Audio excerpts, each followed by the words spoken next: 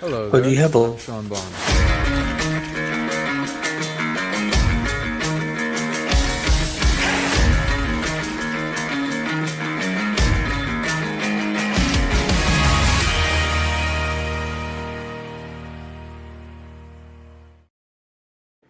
Hello, everybody. Welcome to the show. I'm Sean Bond, the founder of PsionicLeague, and I got a fun guest on today, James Bartley of the Cosmic Switchboard Show. James, can you tell the audience a little bit about yourself in introduction? Hi, Sean.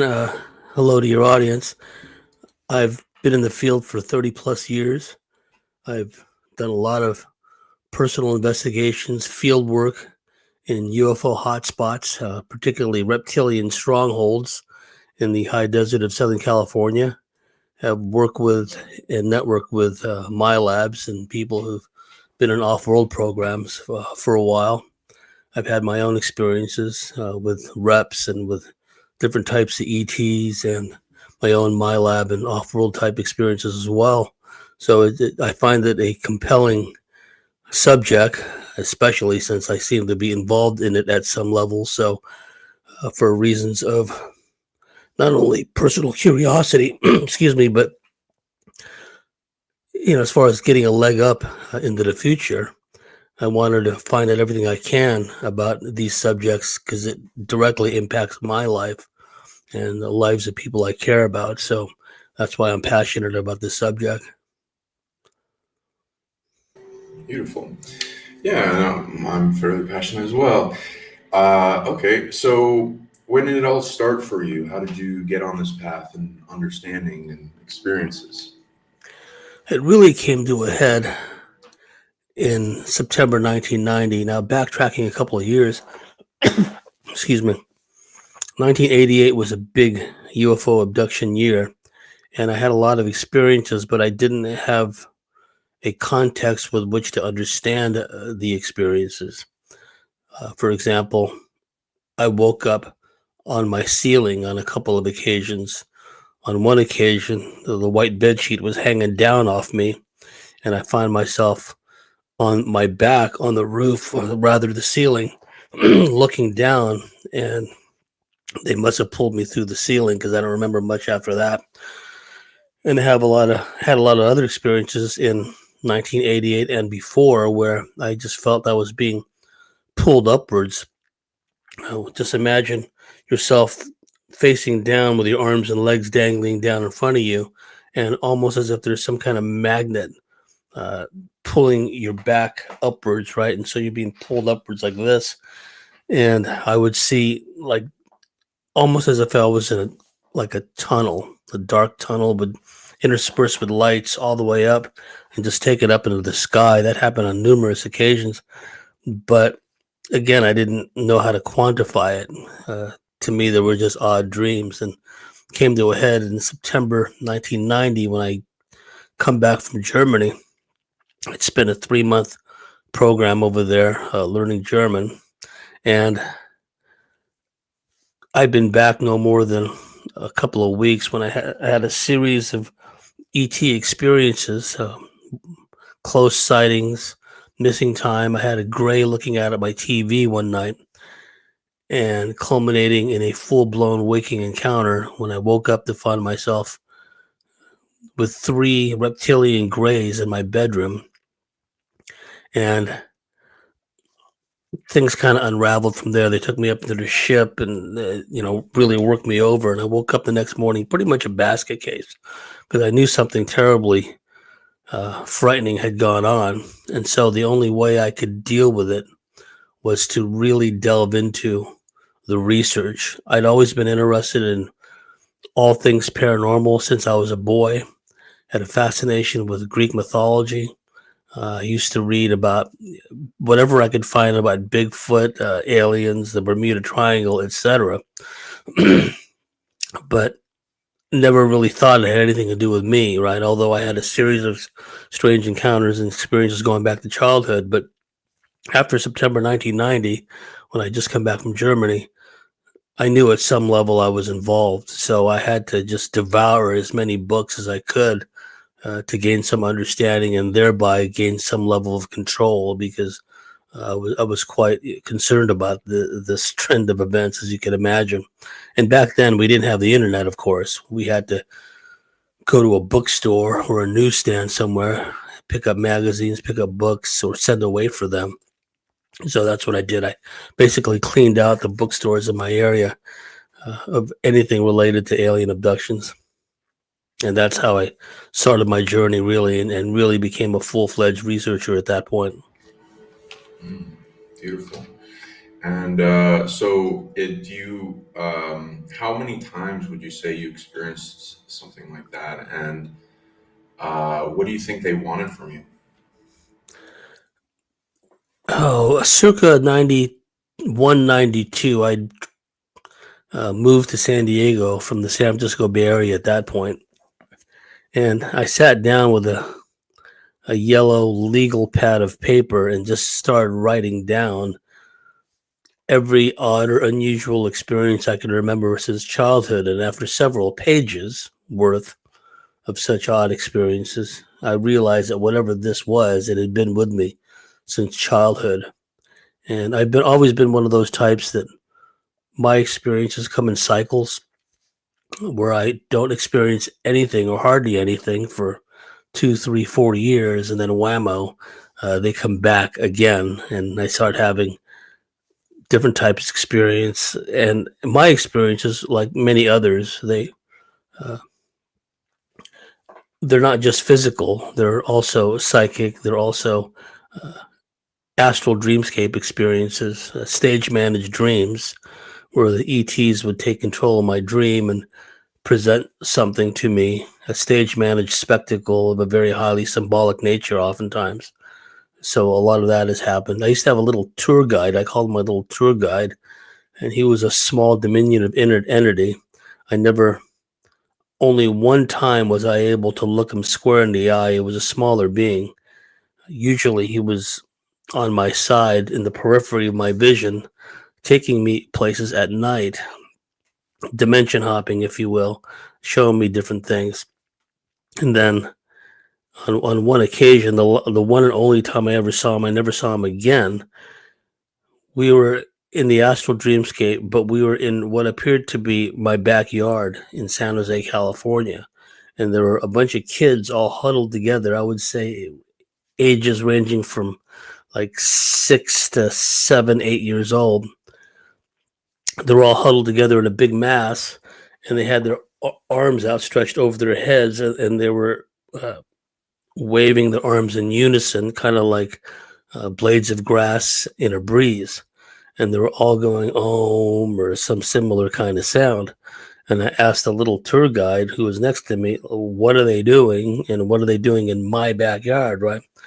At that point, my little tour guide stood in front of me for the first and only time. I saw his face. It looked like a diminutive man's face, short black hair, kind of a grayish kind of blue tint to his face. And he grabbed both my wrists, pushed my hands together in an attitude of prayer right in front of my heart. And my heart just exploded, lack of a better term, with this kind of nirvanic energy.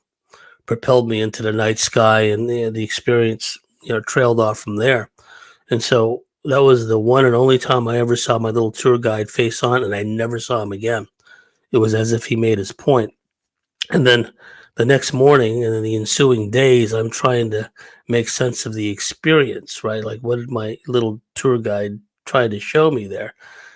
Back then, I had no conceptual framework. I'd never heard terms like chakras or power centers or energy lines and bodies, things like that. It was only later when I did my research that I find out about that. And still, I had to contend with that Mr. Spock logical side of me, right? It's like, wow, I didn't know I had all this energy there in my chest. I wasn't even thinking of heart center, right? That was quite a lot of energy that was ejected out of my chest. Well, what does it mean? And I only kind of dimly connected the nirvana kind of experience, the the feeling of just utter elation, joy, everything else you can think of, jubilation. And I didn't realize that we literally had that within our heart center until my little tour guide showed me that, right? So it was an object lesson. It took a while to sink in, like the ramifications of all that. So that was just an example. And I had a whole series of very symbolic ET UFO dreams uh, going back to childhood, and lots of out-of-body experiences starting, I wouldn't say starting, but really kicking in my sophomore year in high school, year 10. I would say that would have been circa 77, 78, maybe earlier. And I just had these out of body experiences almost every night. And then I realized after a while, especially in hindsight, when I was doing all the research, that some of those out of body experiences were triggered by the ETs themselves, because I would be laying there and feeling restless. I couldn't sleep. And I felt this energy in the room, almost like a prickling sensation of like static electricity or something like it on my body. And I had restlessness and I couldn't sleep. I thought I was wide awake. And what happened was, on one night, first there was a large bluish white circle that was cast onto my wall. And I looked at it, and this is in a darkened room, darkened bedroom. And I turned away because it didn't seem normal or natural to me. And then a little while later, I roll over again, and now there's a big bluish white triangle on my wall, taking up practically the whole wall, right? And now my curiosity got the better of me. I got out of bed to investigate, and instantly, like my nose was inches away from the wall. And I turn around to look behind me. There's my body laying in bed, right? I go, oh, I'm out of my body all this time, right? See, I didn't make the connection with this. I don't know if it was really an audible noise or a clairaudient noise, but there was a high-pitched tone or a sound I was hearing at the onset and during the duration of these events, right? And I believe that high-pitched sound had something to do with me leaving my body. I think it was externally imposed, because during that process, I was reading Robert Monroe's books, Journeys Out of the Body, and the subsequent ones that came after that, to try to get a handle on the out-of-body experiences and how to better control it, right? Because I could leave my body, but sometimes I had difficulties coming back, right? So I had to learn these techniques from Robert Monroe, who we know was an acknowledged master on the subject. So that was an object lesson also, that I'm not necessarily tied into my body, right? That I make up like this spiritual, physical matrix, if you will. And on one occasion, I saw that fabled tether, that connecting link between our physical bodies and our sleeping bodies. Silver cord, yeah. The silver cord. And it was literally a silver shimmering cord.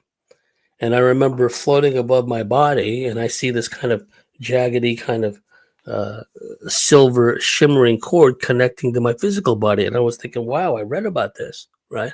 Ancients have talked about this. And there it is in front of me, one and only time I ever saw it. So I came to realize that the alien abduction, alien encounter experience made up the totality of our being, psychic, mental, physical, indeed spiritual.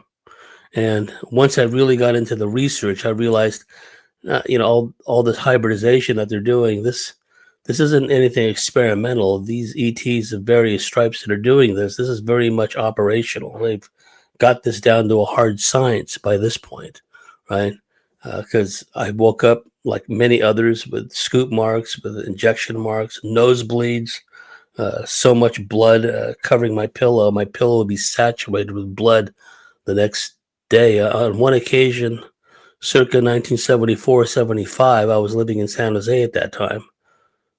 I was laying in bed I felt the presence, was immobilized, and I felt this long, cold metal prod shoved up my left nostril, pushed up, and then I hurt and felt like a pop, and then I passed out. And the next morning, my pillow was just covered in blood, and the bed sheets as well. So those kinds of things happened to me. I went to school in London in 1987. My first night in what would become my flat for the next few months. Because you have to understand, I had no context with which to understand this. I was thinking I was being haunted, right? I thought that I was being haunted. My mom is a Catholic, and although she tried to take me to Catholic church, it never really sunk in. Intuitively, I just rejected that. But as a means of protection, if you will, I used to get this. I used to place a Bible next to my bed, and I'd place a crucifix next to it as a form of protection, because I was having so many experiences. I had no kind of context. I just thought I was being haunted. So fast forward to 1987. By now I'm in college, and I, spent some time studying in London. And my first night in my flat for the next few months, before I moved to another flat closer to on Cromwell Road. Initially, I was living on Earl's Court, and my first night, I'm sleeping in my bedroom, and I felt a very strong presence, what I perceived to be a negatively energized presence, and I was unable to move, unable to open my eyes, and I thought it was another haunting, right? I thought it was, well, this England, there's ghost abounding here. It must be a ghost. That's the way my mind was working at the time. But come to realize, with the benefit of hindsight, no, in all likelihood, it was probably an ET that was just checking up on me. That, okay, well, Bartley's here in England now, so let's see what he's up to. That's another pattern that I noticed, that, throughout the course of my life, with the different migrations that I made, sometimes moving within the same city, sometimes moving out of state, sometimes moving out of the country.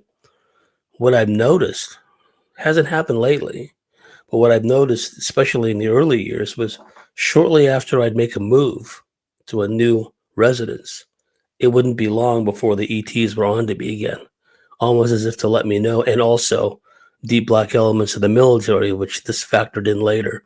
I became part of, or was always a part of, this deep black operation involving naval intelligence, a deep black weird science element of naval intelligence that had had their hooks in me since childhood.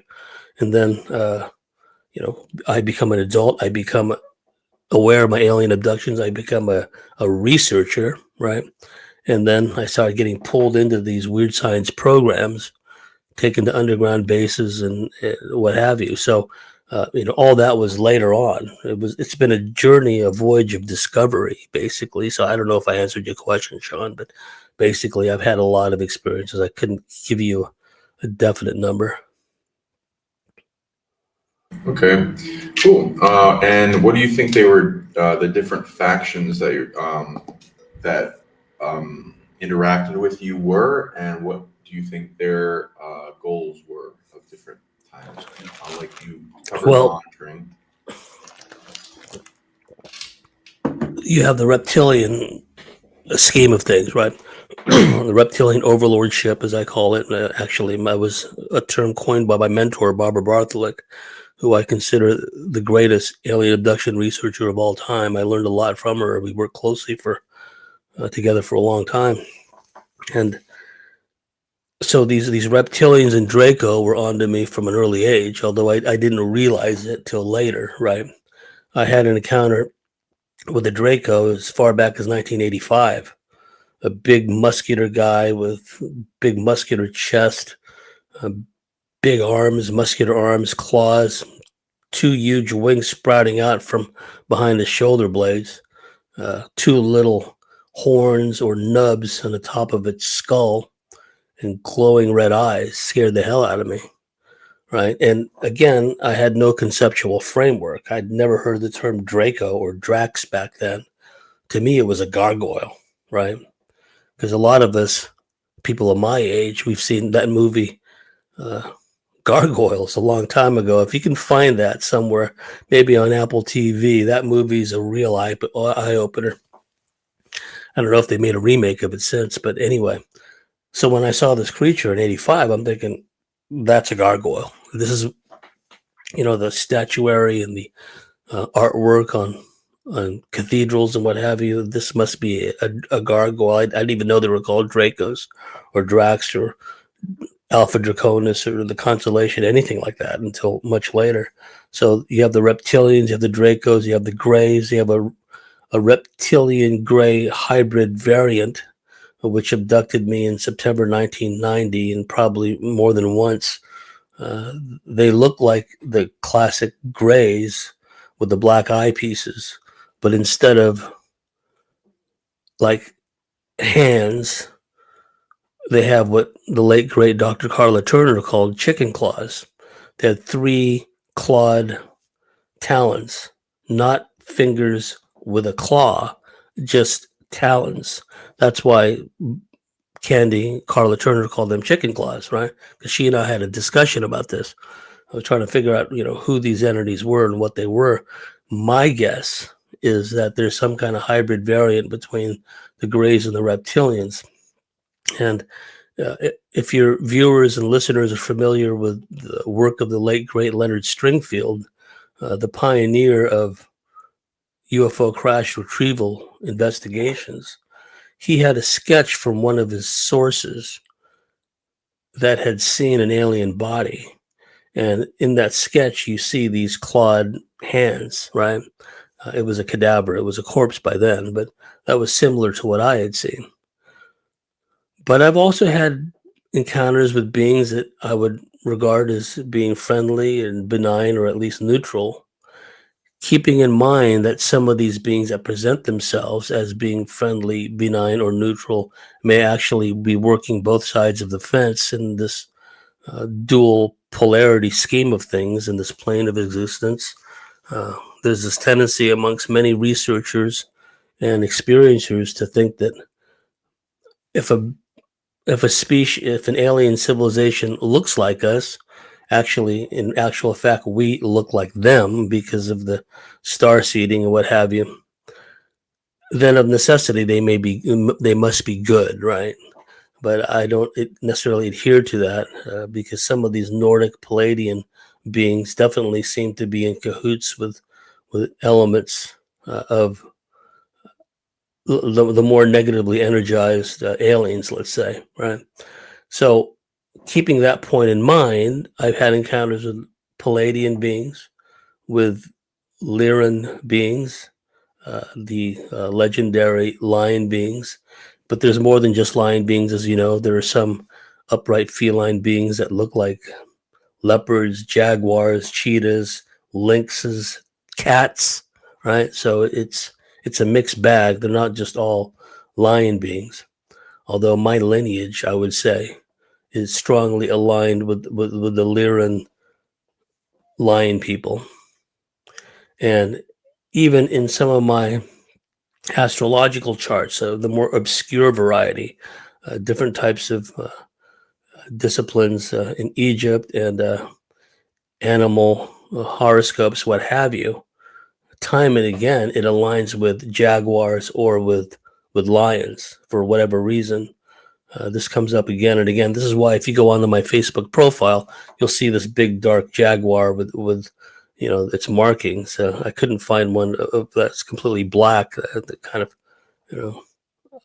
that I've seen in some of my experiences. But point being is that I've got this connection with these lion beings, right?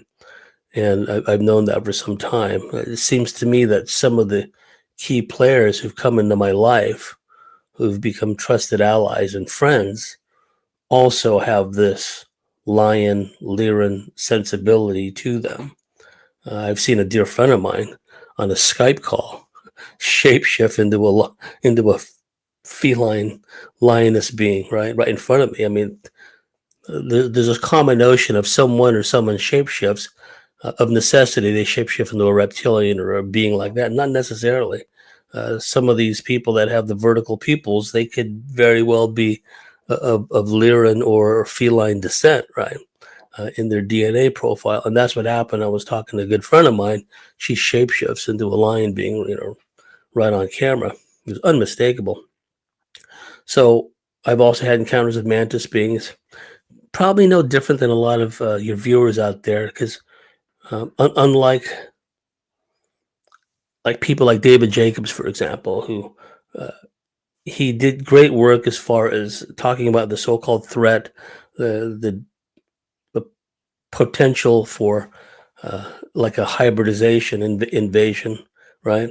But he almost exclusively focused on grays, to the exclusion of just about any other race. In fact, David Jacobs had told personal friends of mine that he had regressed and worked with them. No, that wasn't a reptilian you saw. That was a hybrid that looked like a reptilian. Well, that's a nonsensical statement.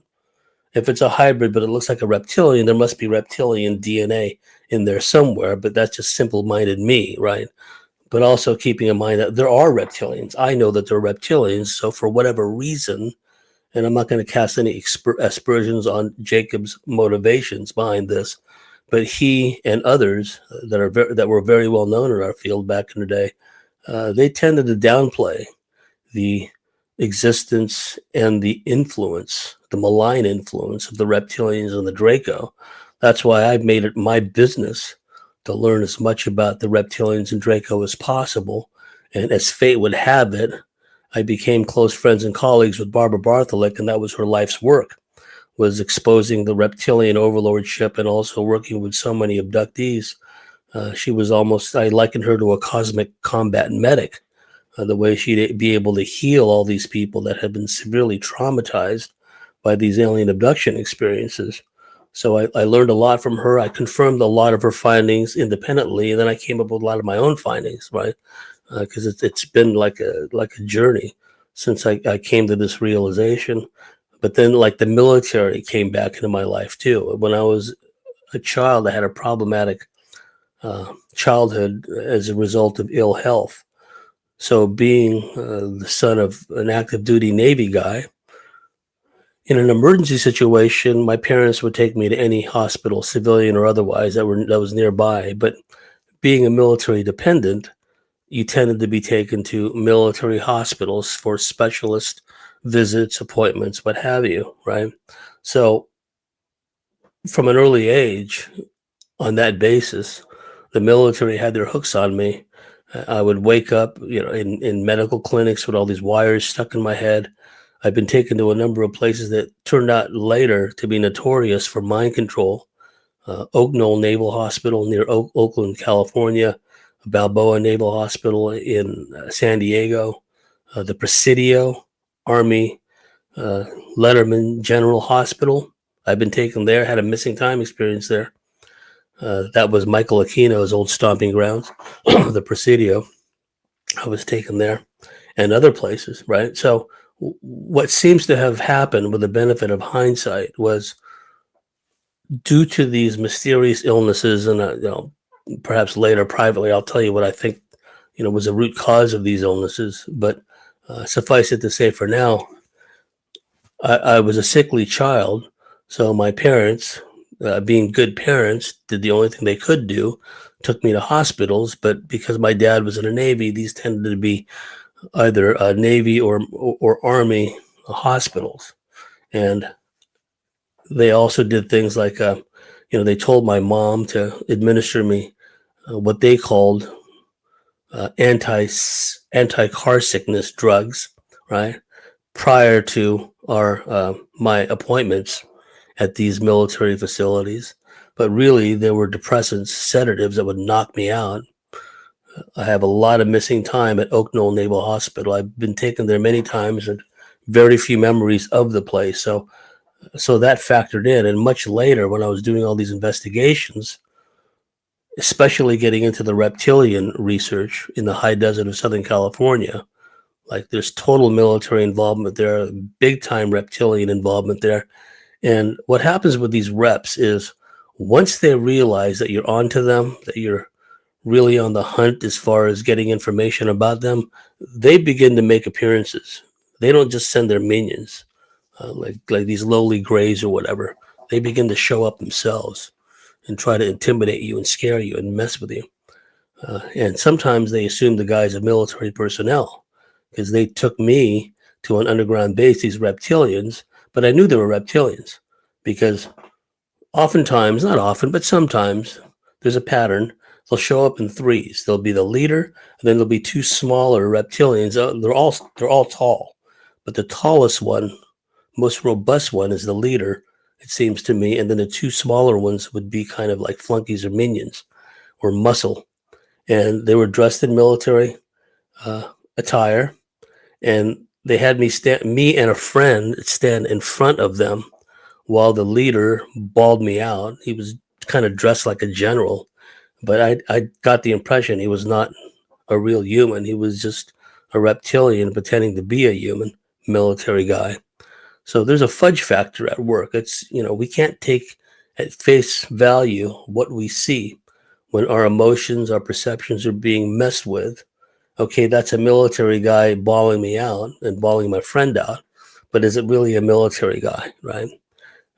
And I'd come to realize over time in having discussions with my friend that was with me, it was probably reptilians, because in one of the facilities that I'd been taken to in the high desert of Southern California, it's beneath a mountain, and it's an operation jointly run by naval intelligence and reptilians and whatever ETs are also there besides the reptilians.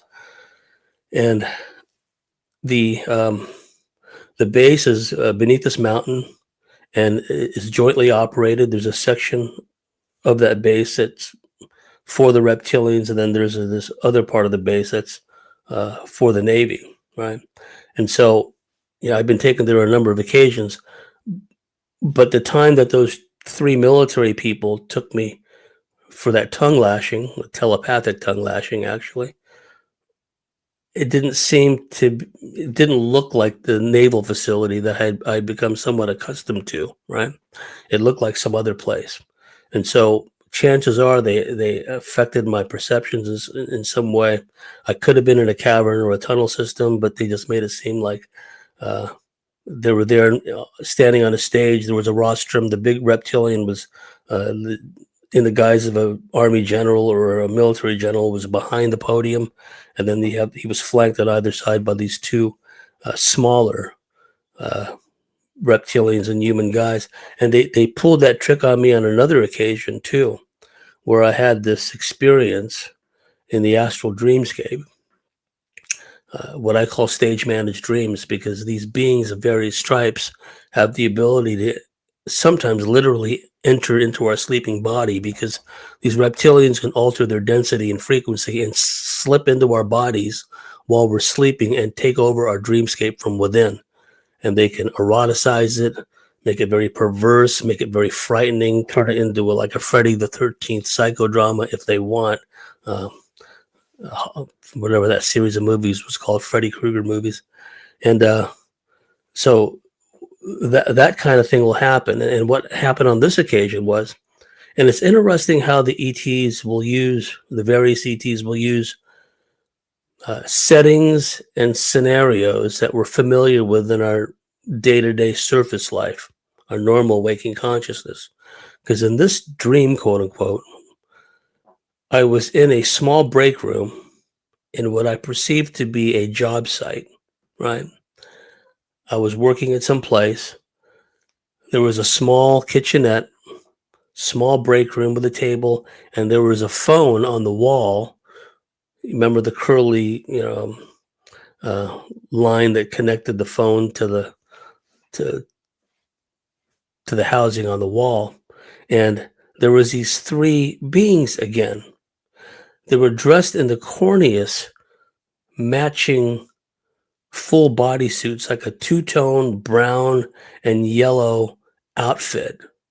Kind of had some kind of geometric shape to it, like a big diagonal line. And it was just this really corny, like brown and yellow outfit that no self-respecting adult would wear. About the closest I could come to it was back in the day, the San Diego Padres had this very ugly brown and yellow uniform, right? And that's what it reminded me of. But once again, it was 3 of them. They were all identical in appearance. One was taller than the other 2. And I guess just to irk me, or for some other psyop type reason, they assumed the guise of like 3 Filipino guys. I'm of Filipino descent. But they were identical, except one was taller than the other. Again, it's that pattern. And that one that was taller than the others, he was just glaring at me and just casting hateful, threatening stares at me while I was on the phone talking in my dream to Barbara Bartley. And I was becoming quite passive aggressive. I was talking to Barbara and saying, yeah, this a-hole reptilian in front of me thinks he's fooling me, but I know he's really a reptilian. And the more I talk like this, the entity would get madder and madder. And so get this is what it tried to kill me, and I'll get to that. At the time, I was living in a small studio flat in San Diego, in the Hillcrest area. Mission Hills is what it was called, right at the edge of a canyon. And it was a unit, and below it was another unit. And I had these big windows, right? And my bed was right up alongside the window. Outside the window would have been a drop to the balcony or the terrace, the floor below, right? So in my dream, I'm on the phone talking to Barbara, talking trash about this stupid ET pretending to be a Filipino guy, reptilian. And finally, I was on the phone talking to Barbara, and I just gave it the finger. I gave it the bird, stuck my finger right in front of its face. And then it did something to me, pissed me off, and I lunged at it. And in so doing, I woke up bouncing off the windows right next to my bed. And it seemed to me that the whole purpose behind goading me into retaliating this way was to make me lunge at it, and in so doing, crash through the window, fall down to my death, right? But fortunately, I just bounced off the window, right? But I woke up, I felt that icky, tingly feeling that I do when the reptilians are nearby, right? Because a lot of us we have kind of an early warning system. Cats are very good at this, as you know. Cats are like the primo reptilian detectors or paranormal detectors in general, right? Dogs are pretty good too, but cats in particular. Cats have been known when a woman is in a state of paralysis, a reptilian has got her in a state of paralysis, about to sexually assault her, and suddenly the cat will jump on her chest and, lick her and, hiss and all this other stuff, wake her up, get her out of the paralysis, right? So we have, and I know I have, the means to detect their presence, the reptilian Draco presence, whether I can see them or not. For example, if somebody in a workplace was a full-on reptilian host, i.e. someone because of a genetic, indeed spiritual predisposition, can be and will be taken up as a host by one or more entities, including reptilians. I'm thinking about a time in San Diego where there was 2 women that were full-on hosts for reptilians. One of them was so hosty, I kid you not. Right when I walked into the building, got into the building, I felt her energy. I felt it as a sticky, tingly, staticky, like a electrical field, kind of, but of a negatively energized variety. And then I come across her, in the building. Oh, that's her again. And then there was another lady that she was in the cubicle next to me, and she was really hosty, and I could really feel her reptilian energy. It just made my skin crawl. Point being is that whether it's someone taken up as a host by a reptilian entity, or there's a reptilian or a Draco present but not visible in the visual spectrum, I can still feel their presence because I can feel the energy, right? Some people have this gift of the etheric third eye vision, where they can see, entities of various stripes through the third eye, right? Me, not so much. when I'm in that nether state between sleep and consciousness, I can see them sometimes with my third eye. Also, what I've noticed is when I've been zapped by directed energy weapons of some kind, especially when the military or somebody was working to chip away my impulse control. I would wake up and I would find I would be able to see with my third eye a beam of energy coming right down onto my head. And it was my frontal lobe, the impulse control center that they were trying to chip away at. And also, I would also see other energy beams coming down at my midsection and my sacral area, right? So I think what happens sometimes is we get beamed by this technology. It can inadvertently enhance our, in my case, anyway, my third eye capability. So whereas, sometimes I can just feel the energy on being beamed again. I can feel the rapid eye movement behind my eyelashes, eyelids, and have all these images come into my mind. Other times I could see with my third eye, I could literally see the energy beams coming down through the ceiling, right? Because I think what happens is inadvertently, my third eye gets enhanced, right, as a byproduct of the beaming. So on one occasion, I was in Melbourne, and I was in a house that had all these portals and all these entities. And laying in bed, I could see one small diminutive being with a hood, a brown hood, and a cloak. It was walking in front of two large reptilians, but I could clearly see it.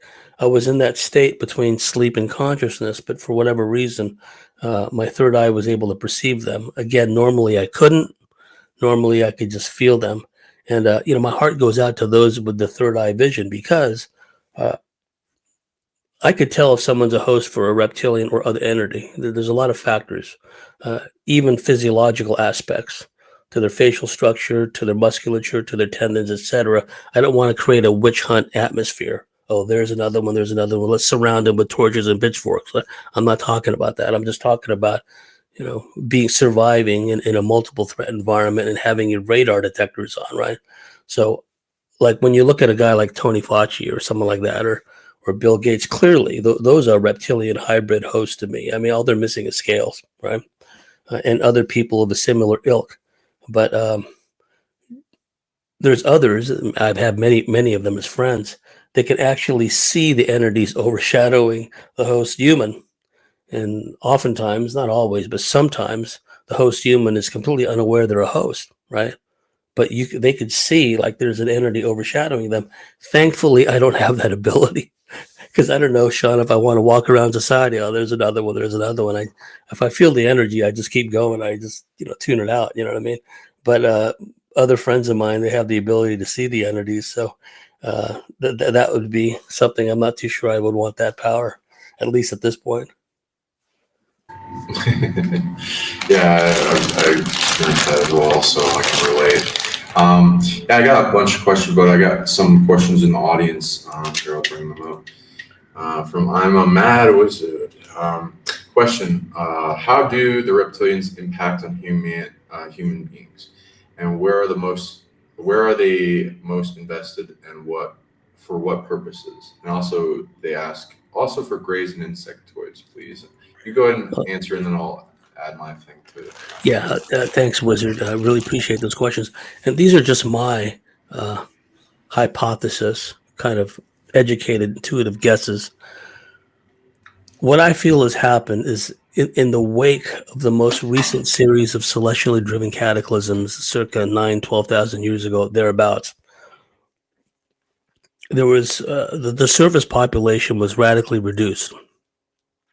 So it made it that much easier for these genetic engineering manipulating species to work on the survivors.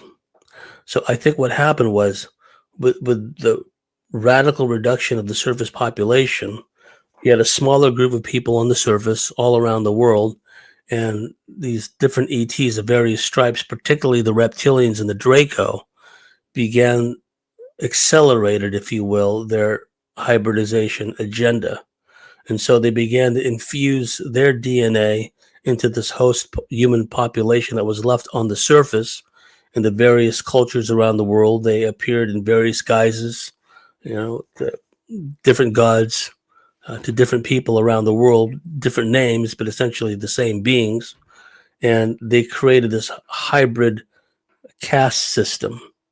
And in order to control these hybridized populations, first, as much as possible, and this is a process continues to this day, they as much as possible try to do away with the native shamanic traditions. These medicine men, medicine women, people with the shamanic, seer, mystical type sensibility, especially if they're hybrids themselves of different ET races that the Draco and reptilians are in conflict with or warring against, right? Because we are the sum of all of our parts. In truth, we are all hybrids of one sort or another. We have this ET DNA and more than one ET DNA profile within us. So they, on the one hand, they eradicate as much as possible the native shamanic traditions. They install a priesthood, if you will, an astronomer priesthood in the old days, especially. And they had this, because of their ability to genetic engineer and either mute the consciousness or at some level manipulate the neurological development of people and the third eye development to make them more compliant. This paved the way for the introduction of alphabet letter language. Symbols speak to us from a soul perspective. When we see a symbol or a sigil or a glyph of some kind or a rune, R-U-N-E, that communicates to us, it speaks to us at a soul, oversoul, karmic level. Whereas if you create an alphabet language,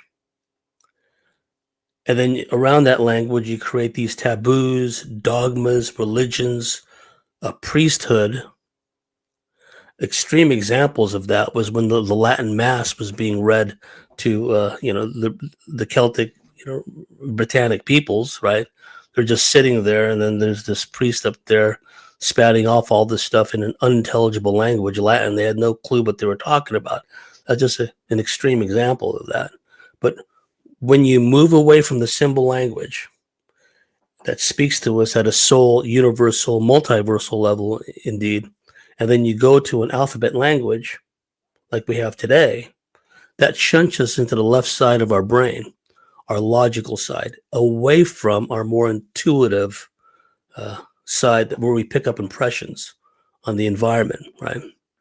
Like think of these Native American scouts that were working for the federal army and the plains, right, in the wars against the Plains Indians, whatever they'd find the enemies of the Lakota or whatever. And they would pick up impressions on the environment. They wouldn't just go by hoof prints or footprints or things like that. They would literally pick up stuff from the environment the way Aboriginal trackers do and others around the world, right? It's an innate ability we have. So by shunting us into the alphabet language, and there's a great book about this called the Alphabet and the Goddess.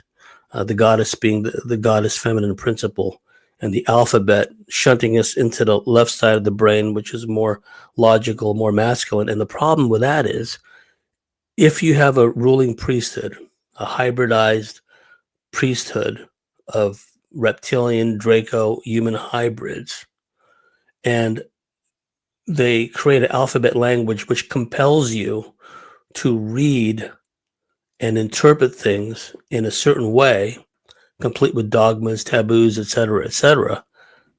I mean, that is the template for all these controlling religions around the world, right off the bat. So that's another facet of the control system.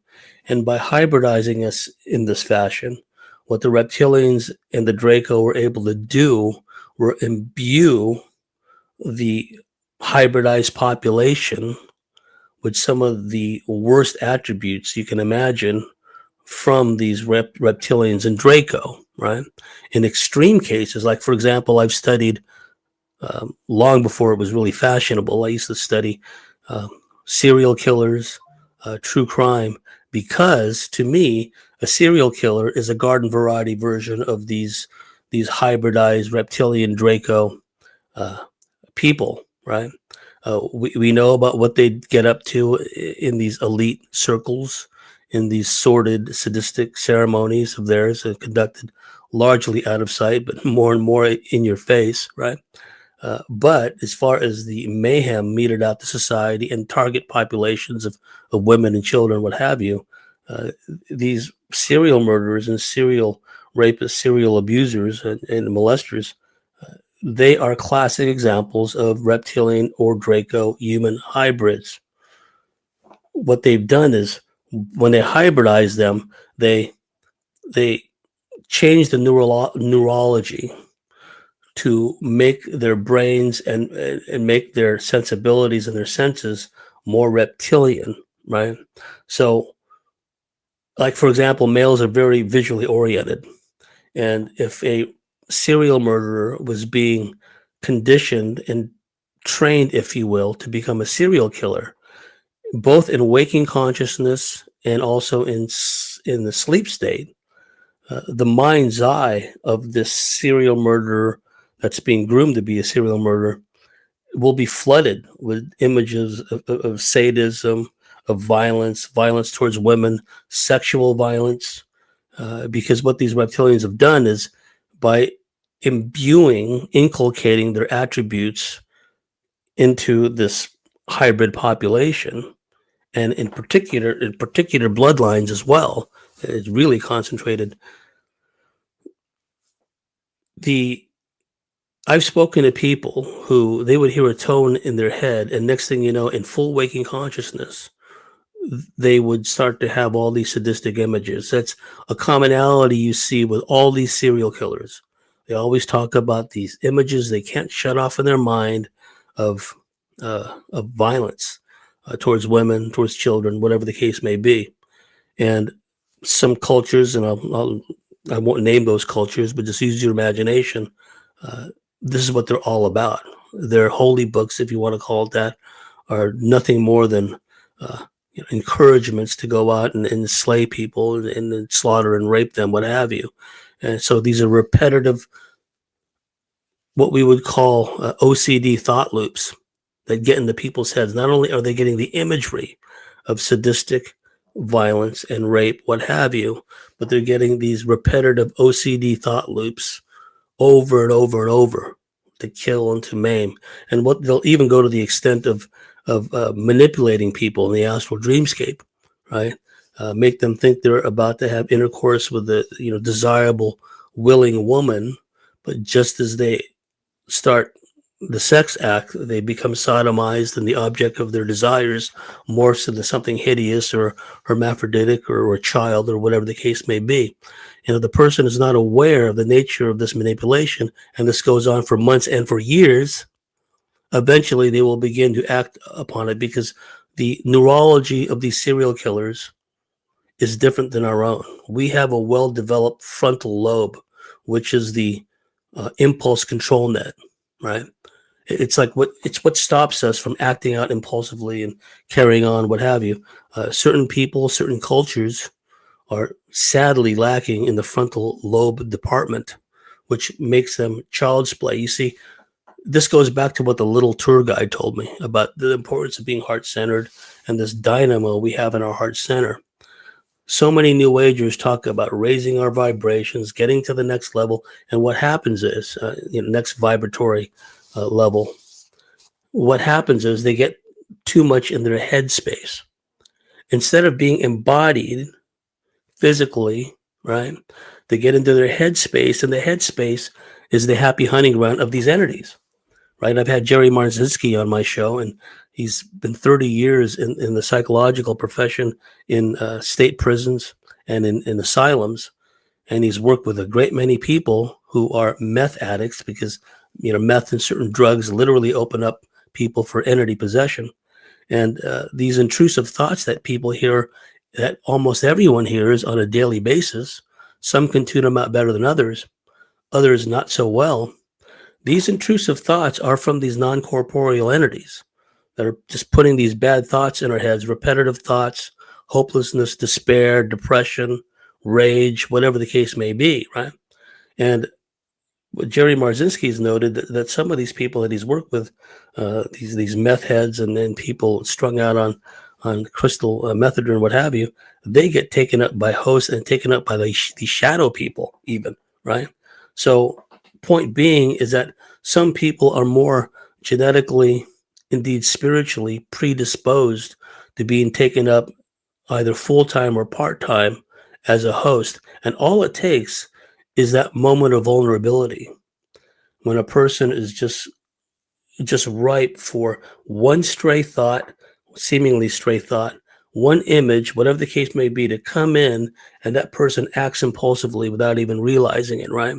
So this is why we see in society today there's so much mayhem, so much chaos, especially in the wake of the rollouts of these so-called treatments. I'll just leave it there. There's a spiritual component to all that as well.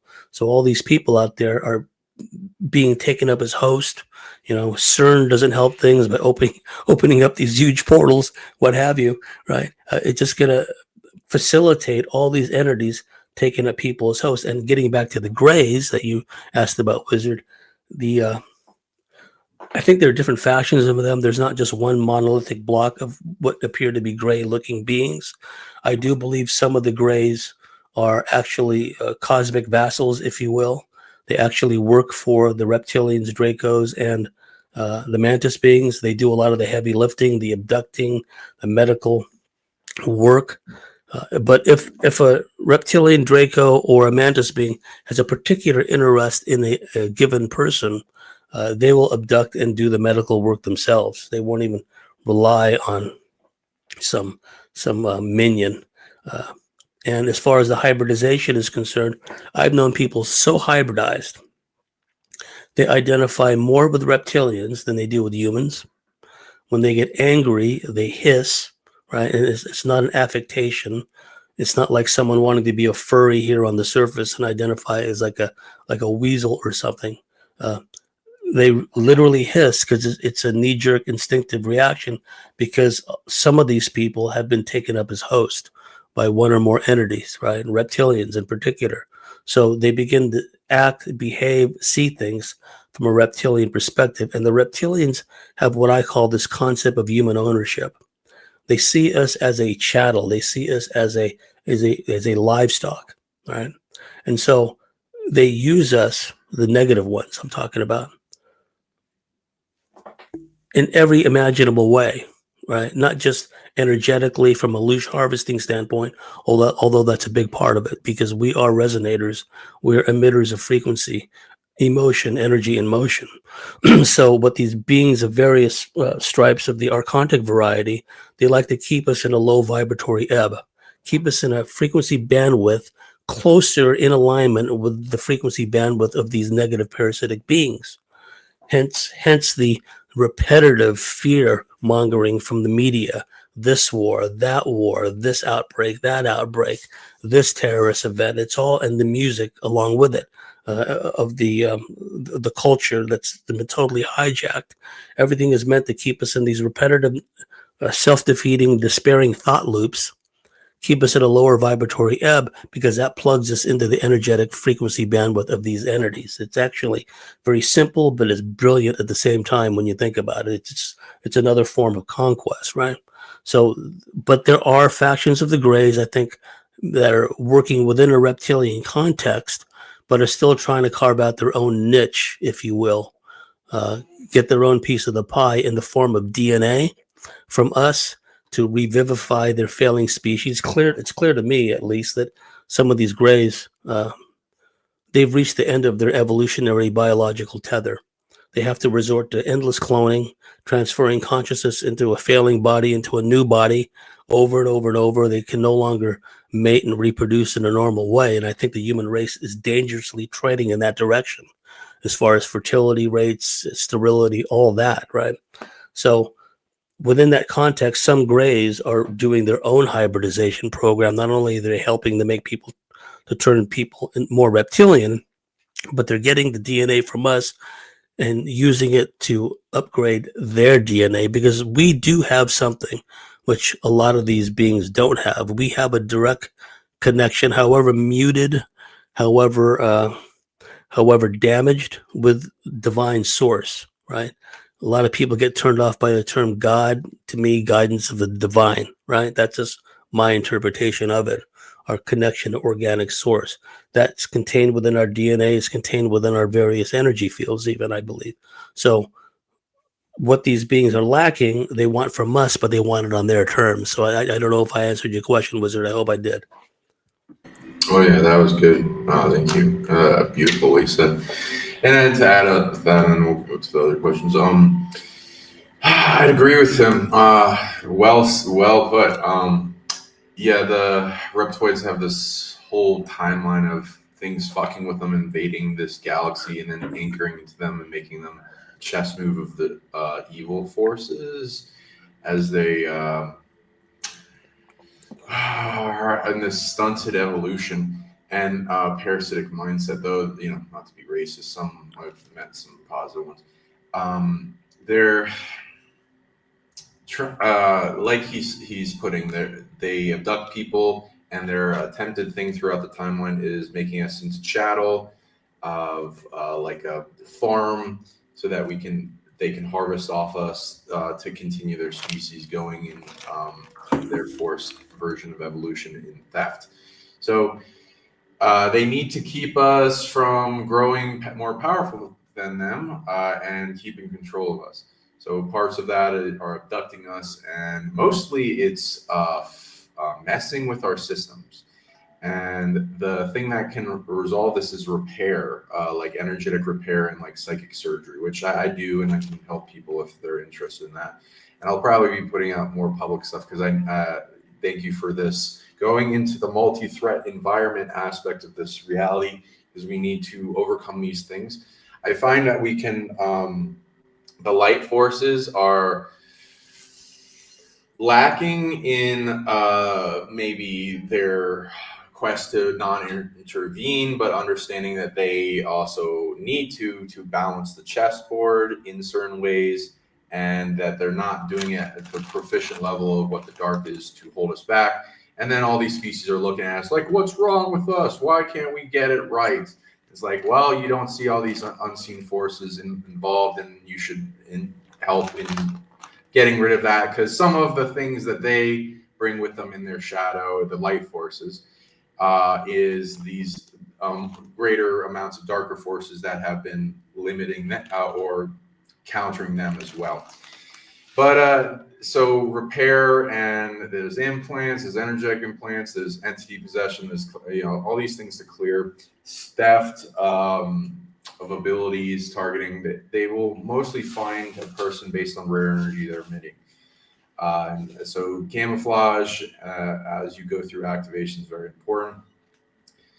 We're the cure for a lot of these dark species engulfing us, which is why, like, there are some things that can be resolved back in time, and empowering the light forces to understand what they're doing to like balance the chessboard, but that will only take care of 50% of it. They want us to also gain the ability to protect ourselves and gain awareness of what's going on, so that we gain these cures to them and then become immune.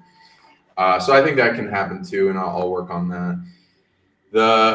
We're an empathy trap for all these dark races in we're super hybrid 10,000 races, so plus, and as they force and tangle with us, as we evolve and grow, despite whatever they're wanting to do, we can overcome those things, and then they owe us, and it reflects back to them and then changes them, so we can bring them to less and less evil, dark kind of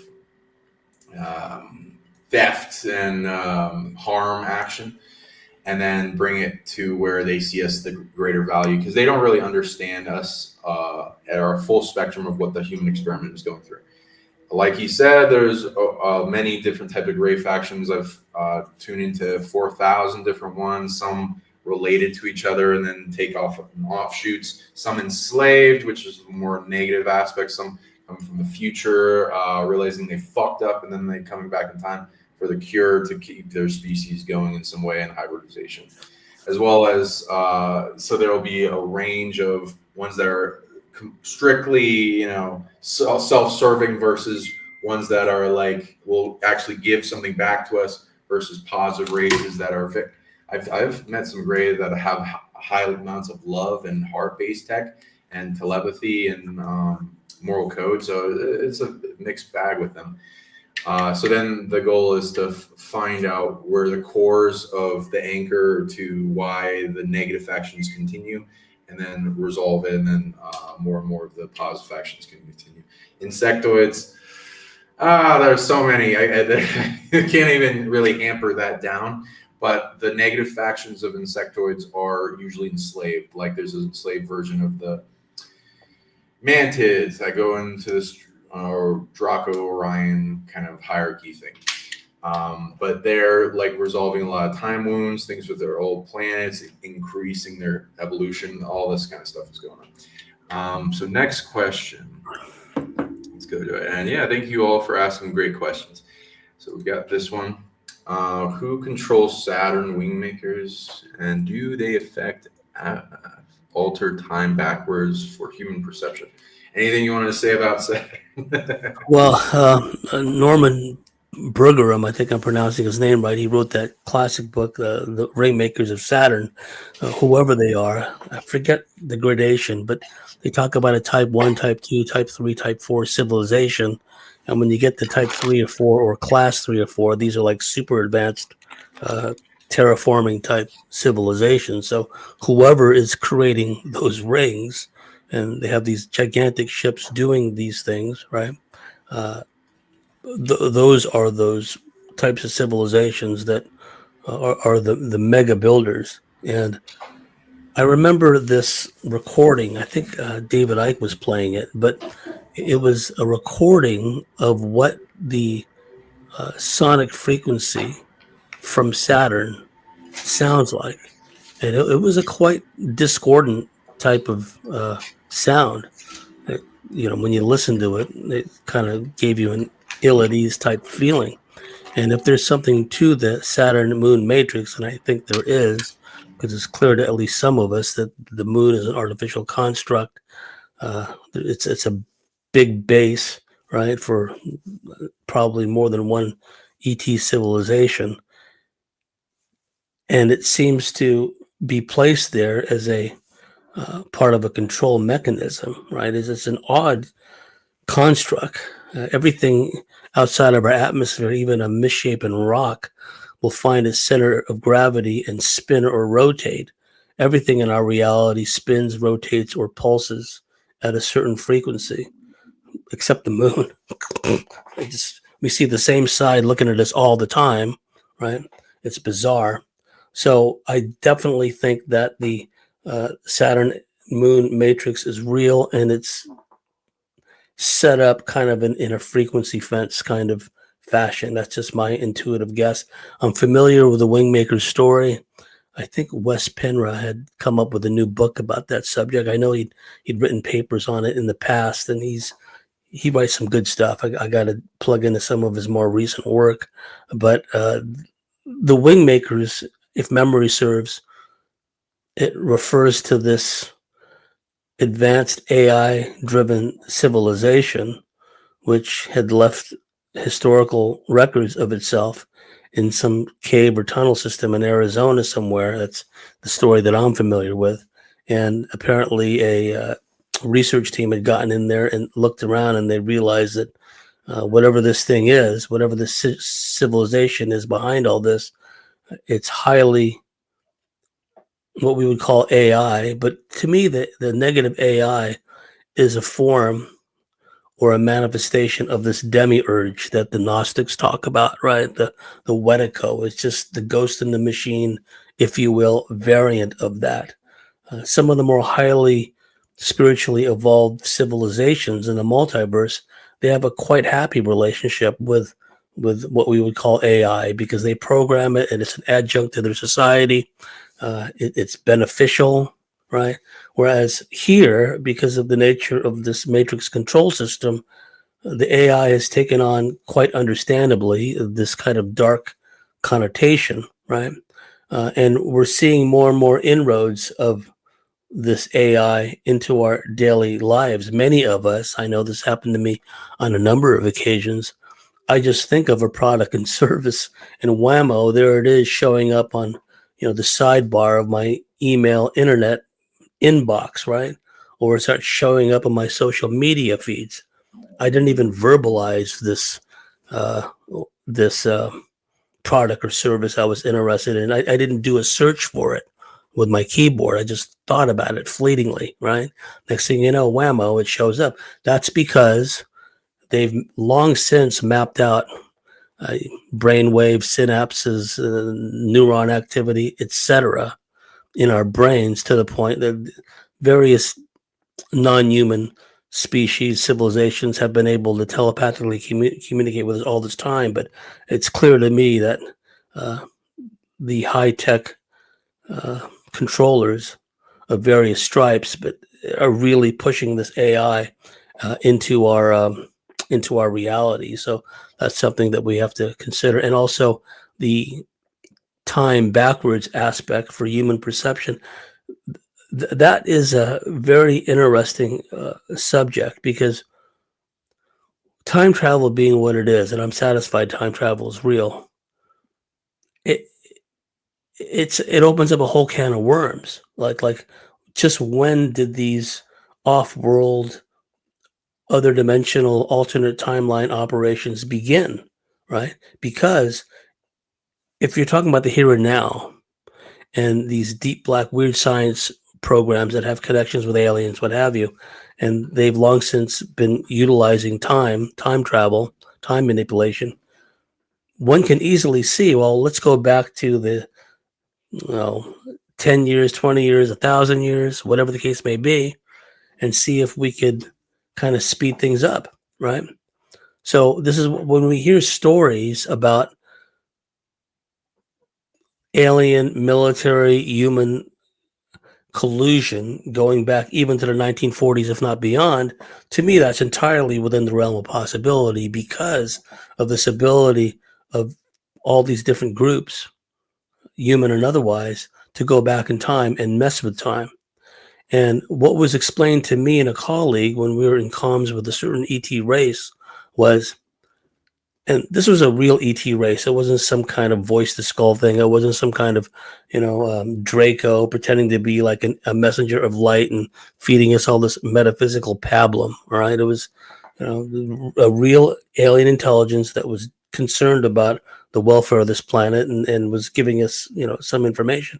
And it pointed out some interesting things to us, as far as the AI was concerned. Like, from their perspective, and I don't want to put a damper on this, but what they try to do is they try to stay ahead of the AI demiurge force by constantly advancing to another higher plane of existence before the AI wingmaker kind of technology can get there. So they look at these planes of existence and dimensions, lower dimensions, that have already been taken over by AI is essentially a lost cause. So until they can find a permanent solution to the problem, they keep hopscotching, if you will, to a higher frequency, higher plane of existence. And I forgot where I was going to go with this, because those ETs told us something really interesting in relation to this subject. About the time thing. They said to us something I thought was profound. They said that in your cinemas and your movies, time travel, time manipulation is presented in such a way that if you go back in time and you do the slightest thing, right or wrong, you irrevocably change and muck up your own timeline. He said that's not the case. They put that in the movies precisely to dissuade people who have a time travel sensibility capability. A lot of us are born with the innate ability to go into alternate realities, other dimensions in our sleep state, right? So what these ETs told us is Hollywood deliberately comes out with the movies like The Butterfly Effect and similar movies, which makes us think that if we go back in time and we do anything, it will make things like change so radically it may even affect our future existence of our families, etc. He said that's not the case. What will often is not happen is that a different branch will break off of the aboriginal timeline, if you will, right, and just continue on in parallel. It'll create essentially another parallel reality, but that's not going to affect necessarily malignly influence us in the here and now. And time travel is such that not only can we beneficially, let's say in our example, do things for our benefit in a future sense, but I think that we can do things in our current timeline which can materially help us in the past, if that makes sense, in a linear timeline situation, because we tend to think in a two-dimensional flat field linear time modality, right? Rather than these ETs of various stripes that have the ability to go backwards and forwards in time. They told Dan Sherman in the book Project Preserve Destiny, that's a great book if you can find it, uh, that group of Zeta Reticulians, had the means of going around time. They told my friend, these Palladians told my friend Leah Haley that time is like a slinky. If you remember the old slinky toys, these wire contraptions that go forward or backwards. And they said the metaphor they used for her was time is like a slinky. It goes forwards or backwards, right? Because time is just a frequency of some kind. It can be accessed, modulated, what have you. And we now know that looking glass technology is real. Many of my friends have been exposed to it, what have you. So that's a huge question that you're asking, but and it does seem to affect human perception because our timeline has changed. There are things that happened, and this came up actually inadvertently in one of the panel discussions at the Full Disclosure Now conference, because a couple of the panelists, this is when I was in the audience, were talking about 1980, 82 timeline era period as being significant. And I was thinking it was right around that uh, time period when I noticed changes in the timeline. There have been changes in our timeline since the early 1980s, which I'm old enough to remember, and my memory is such that I remember that there were certain things that happened back then that don't seem to be in the historical record now, whether that's a result of scrubbing all traces off the internet or out of books, I don't know. But also there's the problem with what they call the Berenstain Bears effect, right? And some of your viewers are probably familiar with this, but there was a children's book called The Berenstain Bears. And then later, over time, it morphed into the Berenstain Bears, right? Now, there was a guy who shot a video. He put it on BitChute somewhere, and it's been heavily censored. But he was showing that when he steps into his bedroom with that book, the cover changes. And he showed this on camera. It goes back to Berenstain Bears the way it should be. And then when he steps out of the bedroom, goes into the corridor, the book title changes to Berenstain. Point of relevance is there has been something done to our timeline, which has artificially kind of changed it, fissured it, created these alternate realities, if you will. So that's another factor that we have to contend with. I don't know if I answered your question again. Oh yeah, that's a good one. Yeah, and to add to that, beautiful. Saturn is a lot. So I had conversations with Saturn. You can also talk to them people out there. All the planets in our solar system are alive, and even if some of them are in a coma or whatever, like the moon, there are representations of fractal aspects of them you can still talk to and figure out their history and what they went through and all the things. Our solar system has some of the most dramatic planets in existence. It's kind of like formed that way so that they're anchored to most of existence while they all team up in a somewhat loose fashion to resolve all the wars throughout existence. And karmic remedy, and like a big experiment that's going on. And an ascending kind of like the blocks to ascending for the rest of the multiverse get resolved here. Saturn has a lot of things going on in it. They used to be more good, and then they kind of fell and got a little dark, and then mad and all that kind of formed with the mythos of the Mad Titan. Went into different oracle perceptions to try to remain in power as its cycle was ending, with the Golden Age ending. And then that allowed a lot of forces into with its own authority and stolen authority and corruption and possession and other stuff that allowed for a big fall of its self, and to attempt to remain in power. And then it's more oriented in what it's good at is control, dominance, certain types of time, especially predatory time. And it does have like the Avatar, like the Titans. It without it, a lot more planets would have been destroyed in the solar system. So it's a lesser evil concept, and it's taking care of 90% of the darkness that invades the solar system. The reason it's allowed to do what it's doing in its spectrum of time is it has time authority, and that's being utilized by the factions it's controlling, and as well attempt to control it to retain dominance and control over what it wants to happen in the timeline, which is a lesser evil to invading forces at the moment in maintaining the solar system, but it allows for abuses and stolen authority to then dominate things outside of it. It's necessarily what it cares about, which it's ended up being neutral about.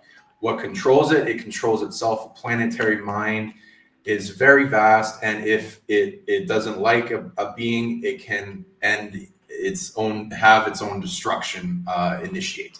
Though it is possessed in certain ways because it's overwhelmed. It has some of the biggest quarantine realms for big predators invading that have put various big multidimensional apex predators that sometimes leech out of it and fuck with things.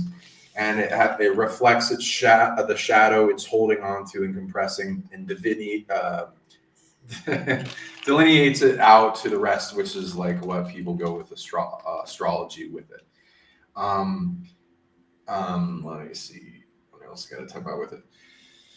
There are things that go up to a fractal corrupted aspect of the prime creator of the galaxy that are anchored into it from various wounds from the prime creator, which is a fractal aspect of what we call God, that when invaders to this galaxy first arrive, that would be the faction corrupting and possessing and taking over authority from the prime creator of the galaxy to then manipulate Saturn. And then that ultimately goes back to the source of evil. And though it's getting certain types of remedy, there's it being compressed to macrocosms like Earth, which is the ultimate goal of humanity, the cure for all evil. So once those things can get resolved, then it can become more sane and full control of its operations and authority, and not to overshoot its domination to things that are unnecessary and are no longer perceived as a threat out of fear from the darker side. Now, with the time thing, those go into two concepts: things interacting with future timelines, interacting back to us, as well as the past, as well as reverse time. There are certain factions that a lot of factions want to interact with that, but they're waning back and forth as the timeline progresses, which is not set in stone with all of it. Though a lot of reptilians, they will try to do that. And whatever also has colonies on Saturn, satellites around it, other realms in it, as well as the moons. which are kind of like its harem of celestial consciousness. There's a lot more going back from the future to alter the past and anchor, though there are points in the present moment, because everything kind of hinges on the present moment, of what is anchoring that faction to continue to exist as it is in effect in the now. So people can find these threads and unravel them of control and dominance that don't need to be existing in attachment, subverting natural law. So I hope that helps. Okay, next one for you. Are the reptilians affiliated with fallen angels in any way? What would you have to say to that? In a metaphorical sense, I would say so. If your viewers are familiar with the work of Pierre Sabak, I've had him on my show a few times, Sabak. He's done great work. He's studied the text in Latin, Aramaic, Greek, Hebrew, and etc. And he's found the language of the aliens, the reptilians in particular, embedded in our everyday language. For example, the term Lord is he who commands a vessel being a celestial vessel. The host, we always hear these pastors and reverends talking about the host of God, the heavenly host. A host refers to an invading celestial army, right? So we're talking about the study of angelic sailors, celestial vessels, and this, it turns into Admiralty maritime law if you want to get into that aspect of it. My late great friend Jordan Maxwell talked a lot about that. He also talked a lot about the Saturnian cult we were just talking about. So the language of the aliens, particularly the reptilians, is embedded in our language. So if you're looking at it from a literal sense, linguistic, etymological sense, yes, you can say they're fallen angels. But I think that if we look at it from more a evolutionary, scientific, if you will, sense, that the reptilians, well, there's basically three types, and they're not mutually exclusive. Some reptilians can come into all three categories. They're the ones that are literally from off-world, come to here in spaceships and or stargates. They're interdimensional, where they can seamlessly go in and out of our frequency, our phase, and interact with us, take us up as a host, whatever the case may be, or manifest briefly, however long they want to. And then you have the subterranean cavern dwellers who live, within the cavern systems of the Earth.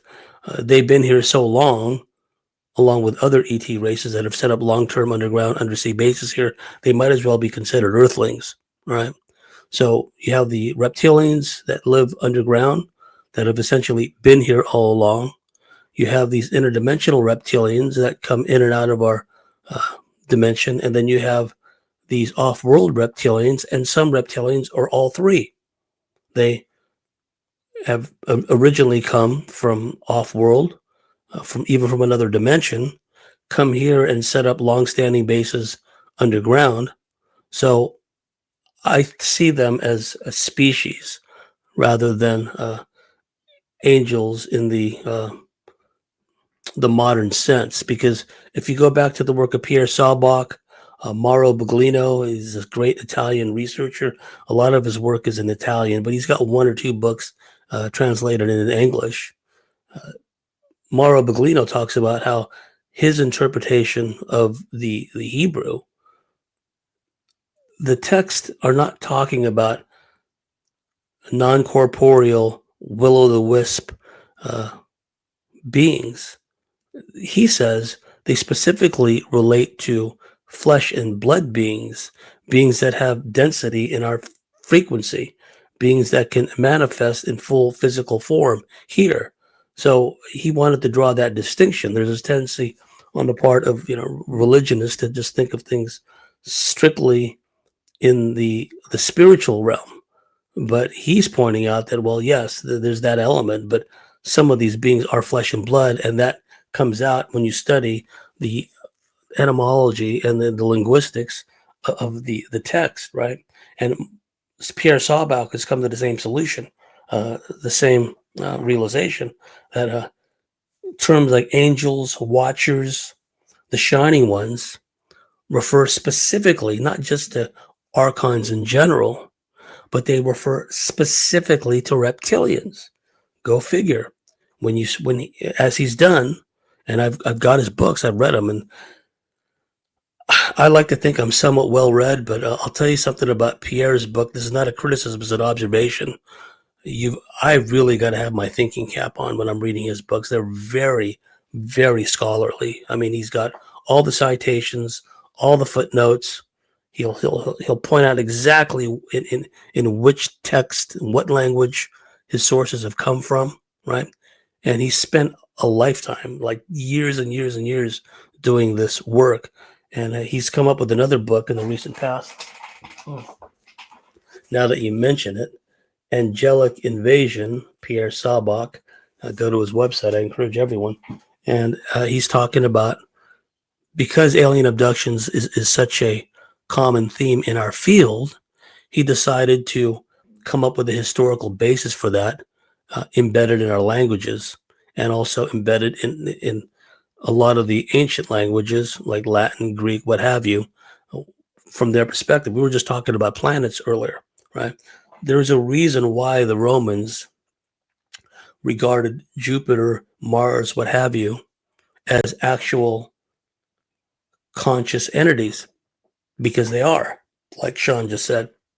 In truth, people may have difficulty wrapping their minds around it, but some people in past parallel incarnations were actually planets, as odd as that sounds, right? They actually were part of a consciousness of a planetary matrix, right? And so to get back to the angelic thing, we really need to uncover, reacquire a lot of the knowledge that the ancients had. So much of it has been lost or destroyed or hidden away.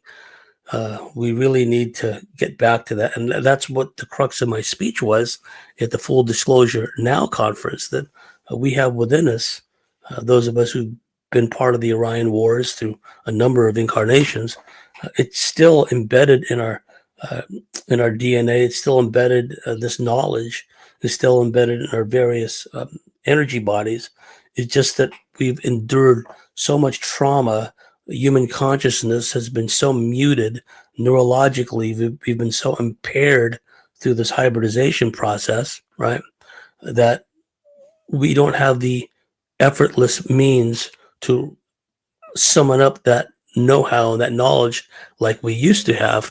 Now, the good news is, if we were formally capable of doing that, we should be able to do that again. But that's why they put everything in place, the pharmacy, pharmaceutical industry, everything else to kind of dumb us down, and religions and what have you. But I think we're trending in the right way. I mean, we see a clear demarcation at work where, and my mentor, Barbara Bartley, used to talk about this. She uncovered a program, an alien program she called the Breed Out the Love program. And boy, howdy, do we see that. You see children doing things today that are just unfathomable, right? Just the mayhem, the violence that we see on an everyday basis is a direct result of, in Barbie's words, breeding out the love through genetic manipulation and through behavior modification. And so we're seeing that element taken out of love, of empathy, what have you, replaced by, people that are essentially empty vessels with all these intrusive thoughts coming into them, and their neurology has been hardwired anyway to be more reptilian, if anything. So if we get back to the state where we're more heart-centered and we work from an integrated, healed, heart center, metaphysical, solar plexus level, we begin to plug in once again to organic source, and we have more and more epiphanies, more and more realizations, answers come to us a lot quicker. We just have to learn. It's a process. I'm still a work in progress, and as far as this is concerned, of slewing off all the dense miasma of negative energy, right? Like kind of like think of like water off a duck's back, right? We have to be able to navigate through all that. We're in this world, not of it, and retain our connection to divine source. And I think as time goes on, we begin to strengthen that connection. I mean, it comes in fits and starts, and some people are way more ahead of the game than others. But I think that if we just at least start pulling the oars in the same direction, enough of us will reach a critical mass, and we can change things consciously. Because, as Sean pointed out, that whole Saturn system, it's set up in what's been described as a sexagesimal system. Everything is in sixes or like 6, 60, 600, 666, etc. We have 60 seconds to a minute, 60 minutes to an hour, etc., etc. Everything is really rigidly controlled in a time construct sense, and that's what Saturn, in part, is for, is to keep us in this flat, two-dimensional, flat field time effect. But I think as time goes on, many of us, myself included, I've had precognitive dreams. Many times I've dreamed of an event that happened in the future. So we know that we can skip around that. We know that we have the means to get around this, flat field, two-dimensional time effect. I agree.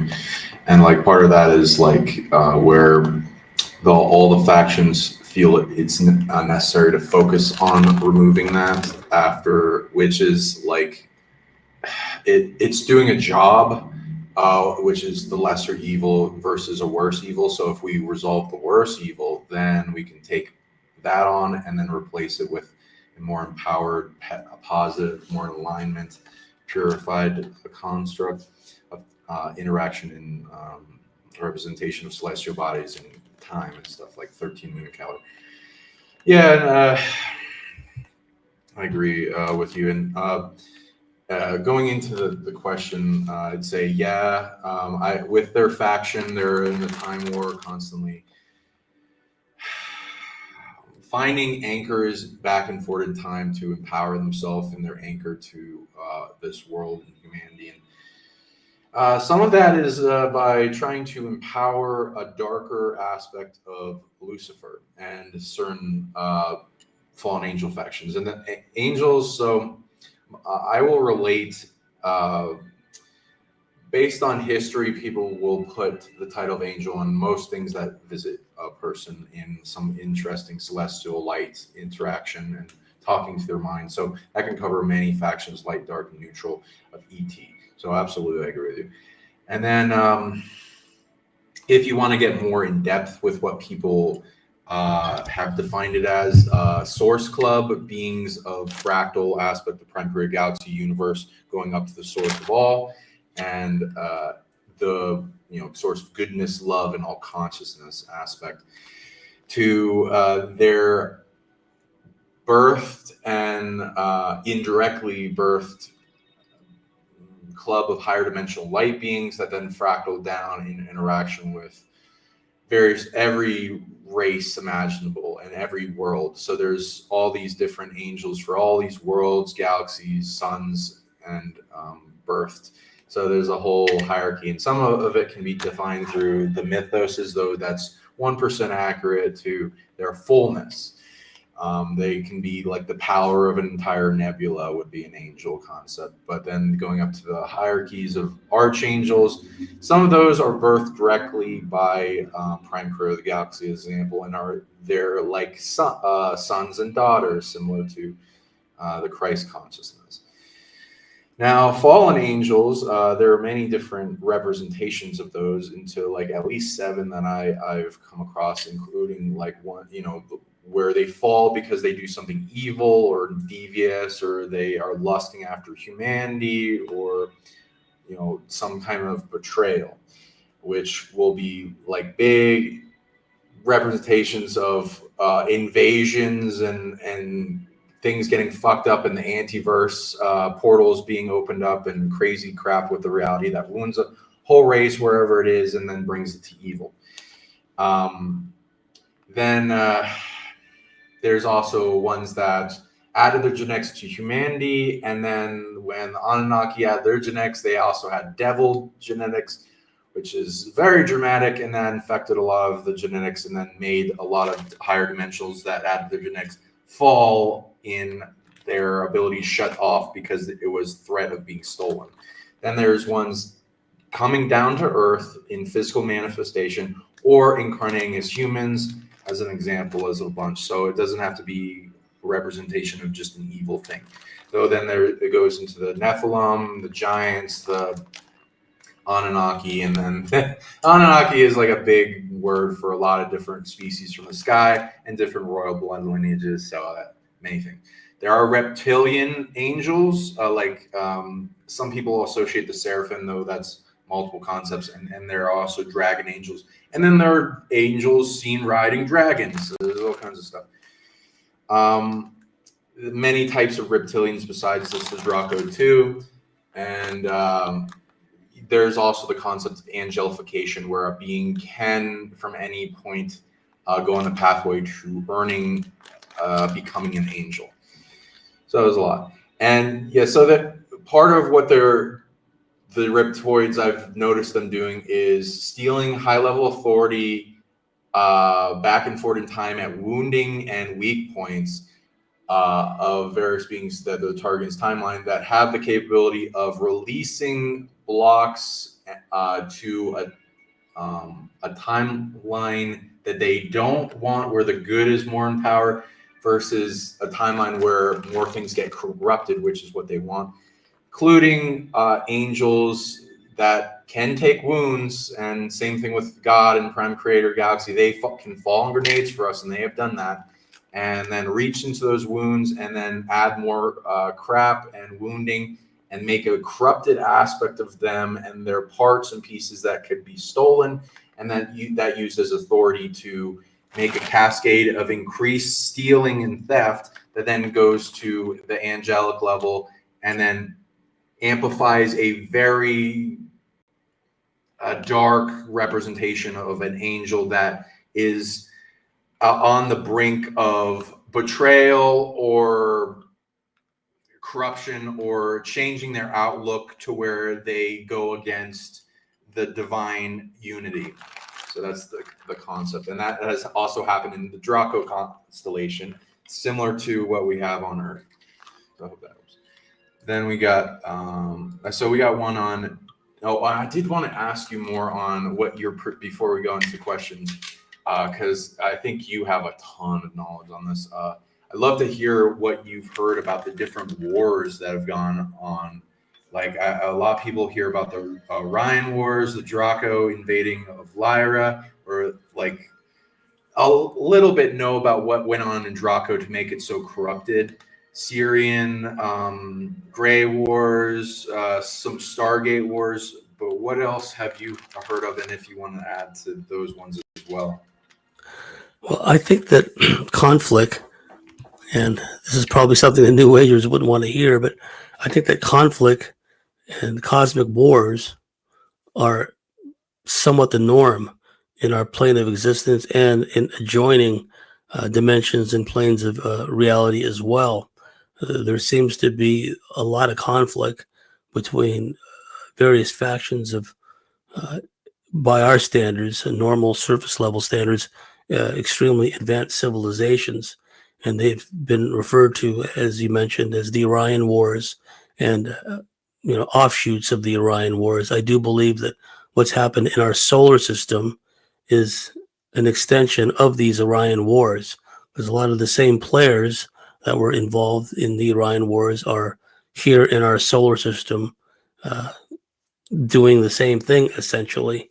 And they're working through these hybridized proxies in many ways. Like here on Earth, we have these hybrid plantation managers, the George Soroses.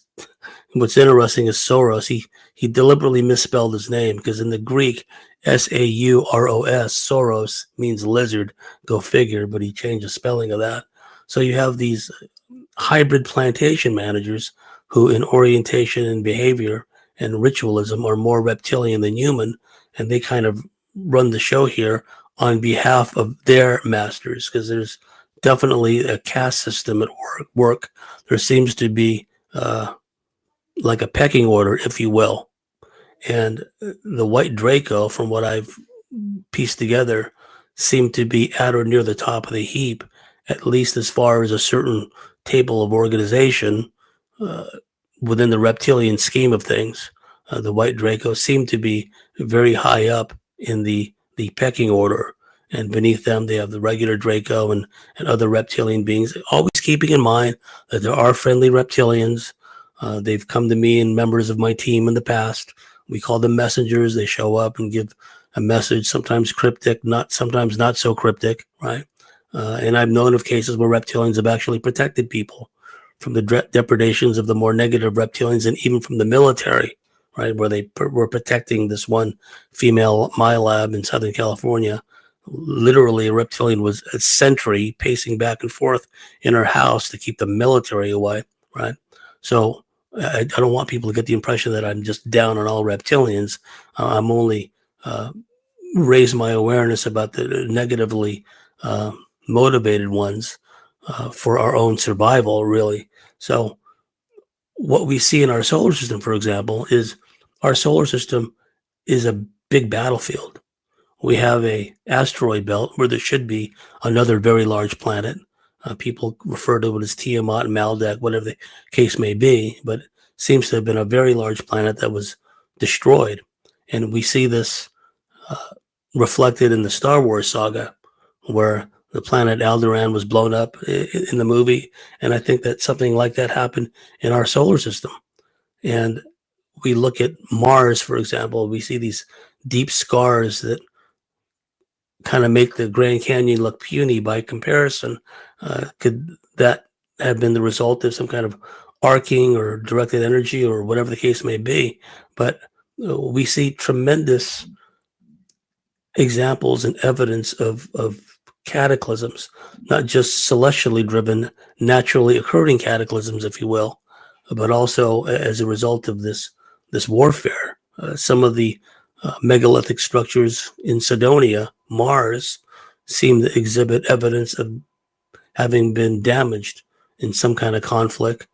Dr. John Brandenburg talks about evidence he's uncovered, proving to his satisfaction that two very large thermonuclear airbursts were detonated above the surface of Mars millions of years ago, and there are still isotopes in abundance in Mars, which suggests this as a strong possibility that thermonuclear explosions were used to decimate large swaths of a surface population there. And that surface population could have been collateral damage. They could have been after one race or one being and decided to, if they needed to, take out the whole surface population in the process. These beings, they play high stakes poker. And there are a number of us that have past life memories of being in these Orion wars. Sometimes we're on the side of the Draco and the reptilians. I call those incarnational infiltrations, where from an oversoul perspective, we deliberately choose to incarnate as a Draco or a reptilian, militant, militarized reptilian species, precisely to learn from the inside. The best operative is one who doesn't know he or she is an operative. And if you're in that culture, that civilization, you're going to do what they do. Otherwise, you're going to stick out like a sore thumb. Well, how come you're not engaging in the sadism and the orgy of violence? What's the matter with you, right? You're going to stick out like a sore thumb if you behave with any degree of empathy and sensibility. Their genetics and their neurology is designed to stamp all that out, right? So we sometimes incarnate as a Draco, reptilian, Orion, or a service to self type being, and in other incarnations, we wind up in the other side, if you will, right? I don't want to break it down into such a simple black and white. Good guys wear white hats, bad guys wear, black scaly hats. I'm not saying that. I'm saying that there's some nuance involved, right? because it seems to me that some of us were reptilians in past parallel incarnations, which is why we still seem to have some degree of a grudging, I wouldn't say respect, from some of the more negatively energized reptilians in Draco, but they seem to know who we are, right? And these beings of various stripes, various polarities, they see us in totality. They don't see us as like Sean. They see you as who you were in all these different incarnations. Just hold on 1 second, please.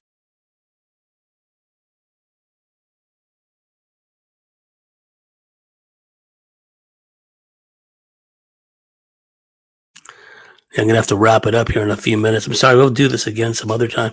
That's fine. Oh yeah. Getting back to the point about these incarnations. In some of these incarnations, we went around from star system to star system, just systematically destroying outposts and bases of our perceived enemies, whether they were reptilian bases we were destroying, or if we were, the shoe was on the other foot and we were in incarnational infiltration mode, we would have been going around destroying outposts and bases and what have you, sometimes entire planets during these long wars. So I think we carry all that in our soul memory, even if we don't have a lot of conscious memories. And some people have quite a quite large amount of conscious memories that they've brought back with them from their experiences in the Orion Wars. But that's just one series of wars, which I believe lasted for millions of years, the Orion Wars. There have been myriad other wars. And I think that the whole issue was further muddled by time manipulation, time travel, what have you, and the military's involvement in all this too, because many of us have found ourselves in these military programs, engaged in warfare, for lack of a better term, on and off world. But anyhow, I got a boogie. I'm sorry, but I have to cut short, but it's Father's Day here. I think my family wants to do something for me. Can you list how people can get in contact with you? Yes. Where to go to subscribe? Well, yeah, go to the Cosmic Switchboard Show. God, I don't even know my own website. TheCosmicSwitchboard.com. You can find me on Facebook. James Bartley /148. Presumably, there's 147 James Bartleys that logged on before me. And then you can find me on Twitter, Cosmic Switch 29. You can find me on there as well, and you can also find my YouTube channel. So I'd just be ecstatic to hear from your viewers and listeners. And thank you so much, Sean, for having me on. Sure. And let's do it again sometime. And any conferences you have coming up, or yes, I'm going to be speaking in Queensland.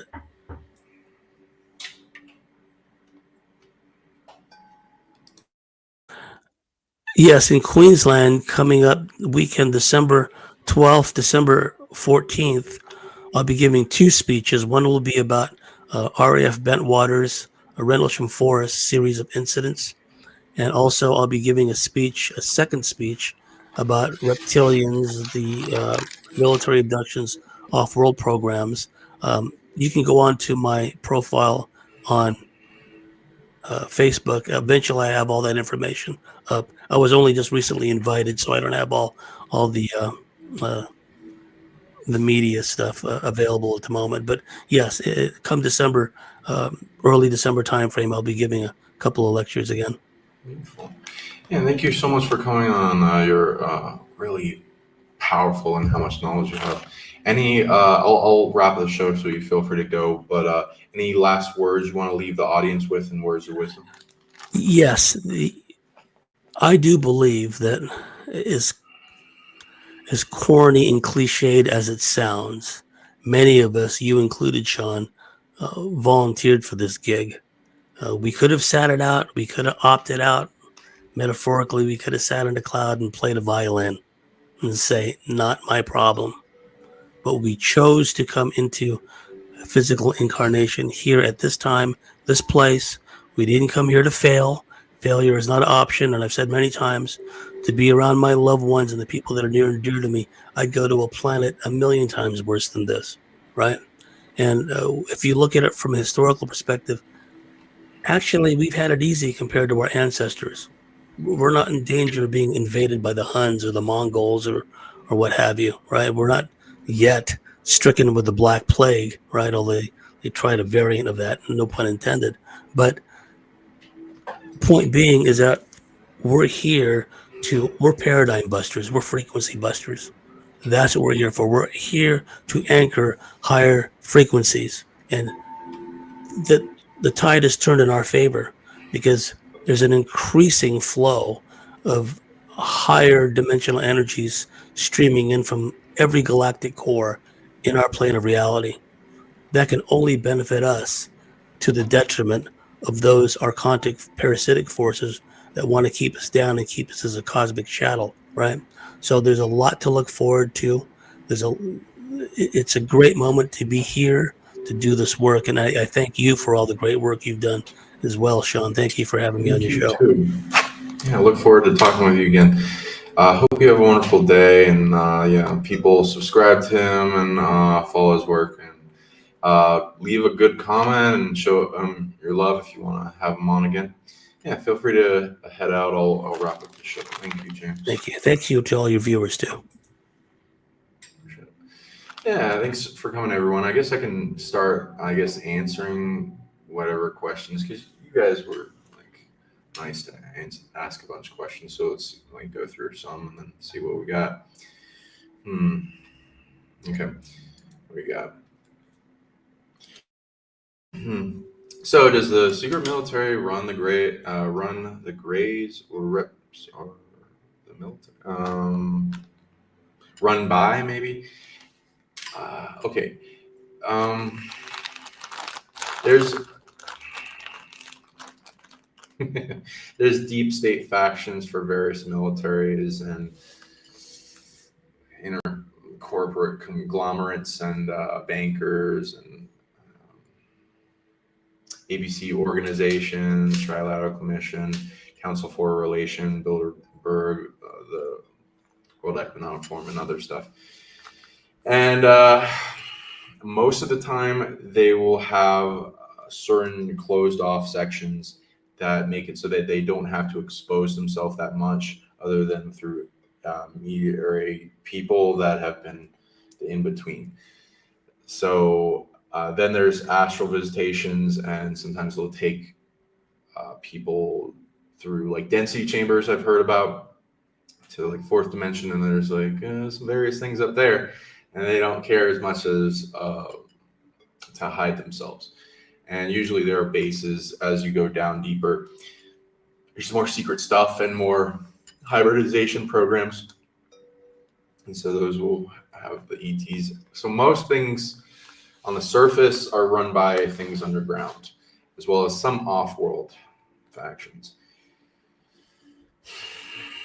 So yeah, there's ET factions that will, besides when humanity wants to control its own thing, though that then goes to a hierarchy.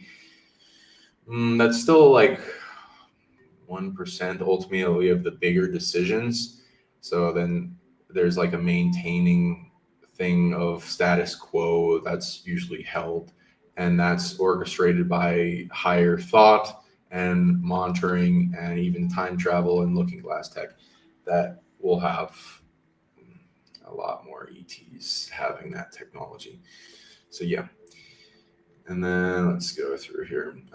James, do you know, okay, so sorry James is gone, but Karen, so do you know anything about gray aliens with pointy teeth? And what about the beings with tails, no legs, and elongated? Oh, you're talking about like, oh yeah, that would have been great to hear James reply on that. So you're talking about like the ones in ET artifacts, and yeah, like the predatory grays is with the pointy teeth, hybrids, like with either reptoids or whatever. The tails, as far as I can tell, either that's like a Naga hybrid or a spirit form on the relics that we have. And also there's a person faction. It ends with the tail. Elongated. Oh, there's a lot of those. Not just one species has that, and there's different types, including going straight up, going back, and then like length.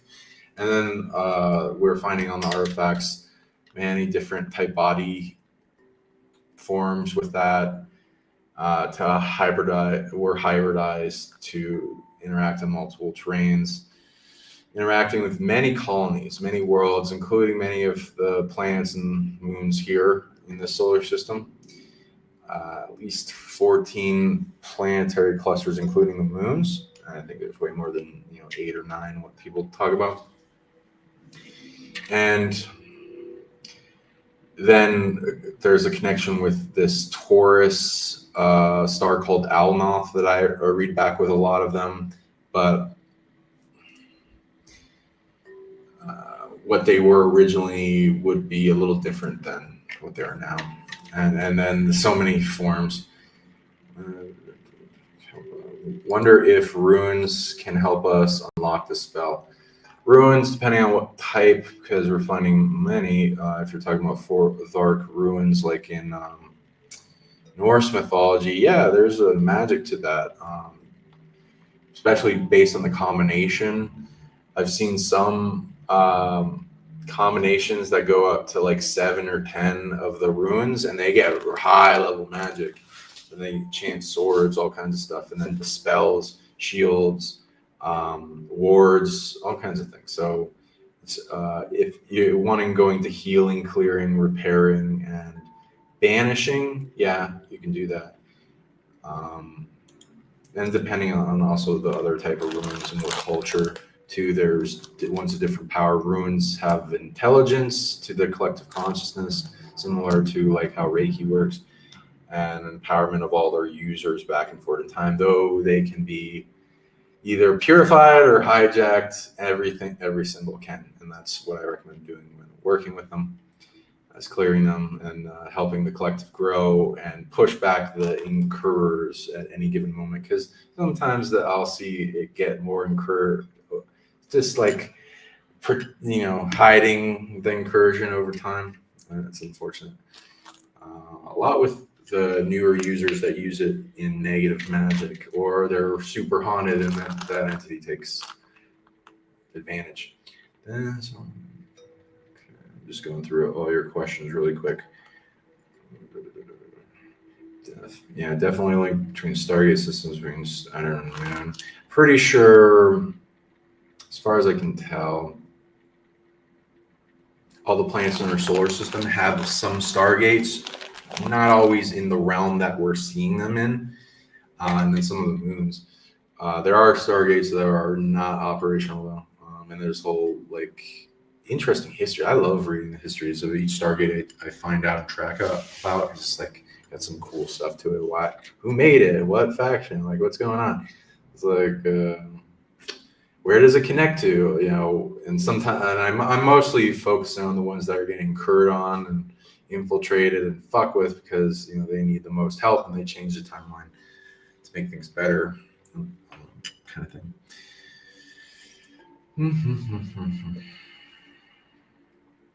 Yeah, love works on everything, right? Yeah, I'd say so. There are levels of love and what your level it takes to overcome, but if you can reach the level that it takes to overcome, yes. And love is one of the older frequencies again that has an aspect of it that can learn or earn or form into any ability that I found, and it's very more powerful than most regular aspect of the ability, so it's like a higher level too. Looking at your question, does James know anything about base 81? Sorry, he's gone.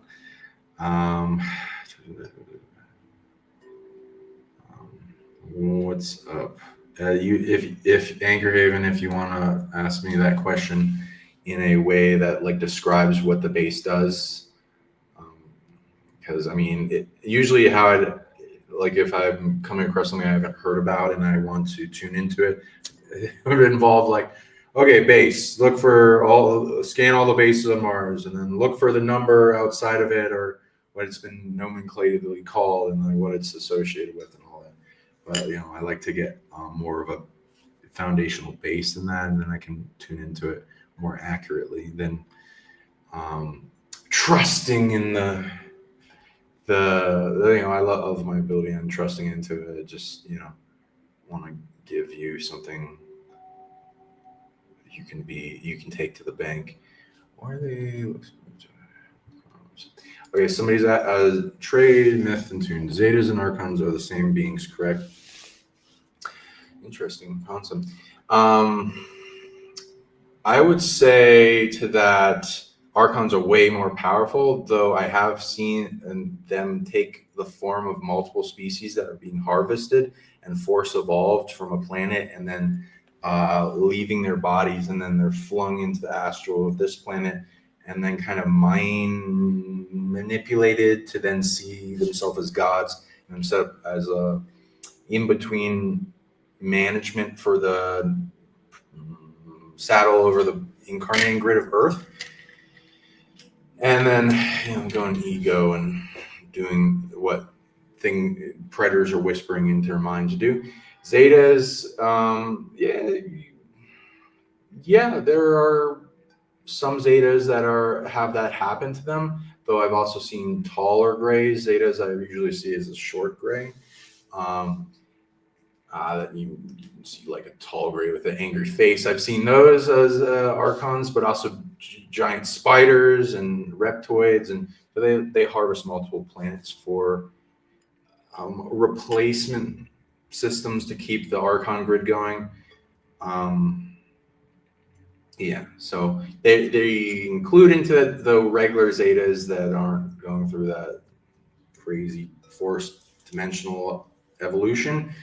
Will be definitely weaker and very low in emotional spectrum, but highly telepathic and psychic and mind-based, and have a lot of drama with temporal paradoxes and things that they got to resolve.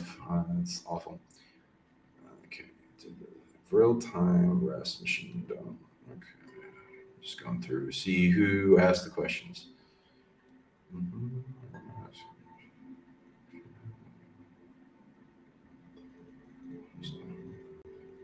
Beautiful comments, guys. Makes sense. I have mine, but there you go. What's behind the Prime Creator? Well, in good aspect, them self-fractally going up, Prime Creator of the Galaxy, Prime Creator of the Universe, Prime Creator of this multiverse, Prime Creator of this ultraverse, and then keeps going up to old sources of concepts coming into existence. The closer ones to us go like there was like in betweens, but going into the darker aspect, not always for dark, because a little older than that is the source of evil, and right before that, source of darkness came into existence. And there's like I do a show about like them. And after evil came into existence, spreading, stealing from a lot of the other sources and expanding and being like a plague. And then the sources after that coming into existence, mostly to hold it back and compress it and make cures to it and counters. And then older than that is the lighter sources before that big drama came to existence of concepts of creation. Going back to lights, love, heat, goodness, and then eventually to the source of all. And that kind of spectrum's both infinitely going up and down, micro, macroly, as it continues to grow. It's not really a beginning. I have to tune into it to see if there's any good anchor to it, because it's beyond time and it sees the spectrum of time of what's needed. And then the whole purpose of evil is like to make a weight that even Source can't lift, but can train themselves to eventually lift as a strength trainer challenge for greater evolution. There's some other purposes. Aeons, yeah, I know about that. Time God. There's different spectrums of what is held in the authority of time. So Chronos isn't the only one. So it goes more into fraud time and predatory time and linear time, and what the conquerors of time throughout history brought the earth under in chronological time. So dominating time,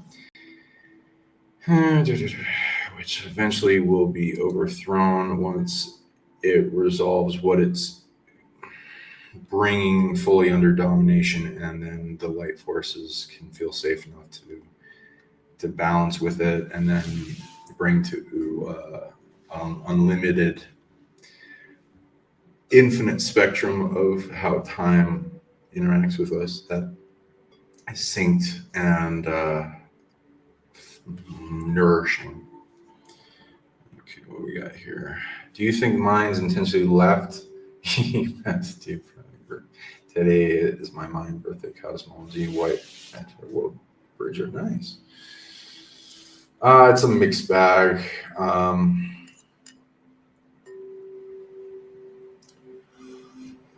A lot of that. So I do read ET activity. I do read higher dimensional activity. There's percentages.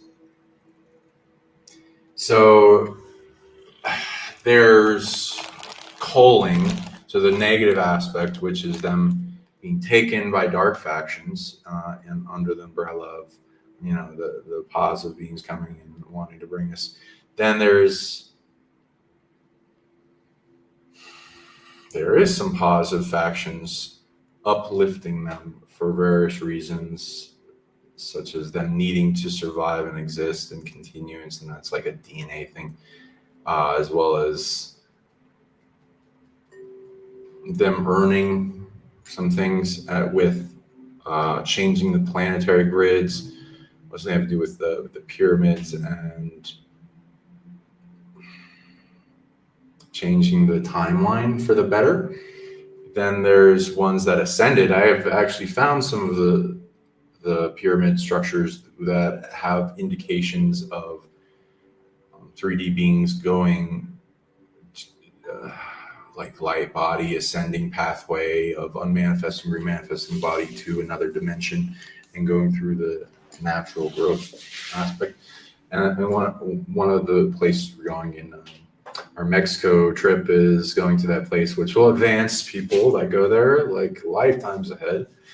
I'm going to do a magical meditation, at least 7 just by showing up lifetimes ahead. And then with what we're going to do with meditation, we're going to see what we can do. Then there are some forming their own breakaway civilization. There's a thing with connection with the Maya Pleiades and the thing they connect to, and higher human aspects of them, visiting them and taking them up. There's some going into inner Earth, having colonies, some having space, kind of colonies and other planets, interaction, kind of exchange.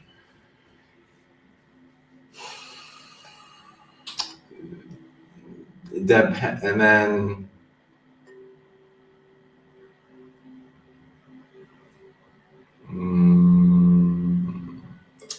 some will just be killing themselves off. Some will be going through plagues. Some war. And other tribes coming in. So it's a large mixed bag of different things, depending on where they are. That's what I read anyway. And they have a lot of places. There's 10,000 plus pyramids in Mesoamerica alone, and over 20 different civilizations besides the Maya. And they're not the only ones that made the pyramids. A lot of them inherited them. So there's going more to the story to open up. I'm wondering many times who has diagnosed the mental disorders and traumas of the Greek gods. Wonder if they had. I'm not sure who you're talking about with diagnosed mental disorders, the Greek gods. I just know a lot of people talk shit about, there's like jokes about like the amount of history there is versus if they took out Zeus's sexual appetite and the other things that go on. But yeah, there's like, they're dealing with some issues and a lot of deified beings, so they're not all perfect, and a lot of it anchors to our collective consciousness. So oh yeah, and then it like them will name. I've seen some of the mental disorders going back to Greek, Roman, and Latin, and some other things. So it's probably because that's some of the surviving writing history, and then they having time to go into the psychology deeper.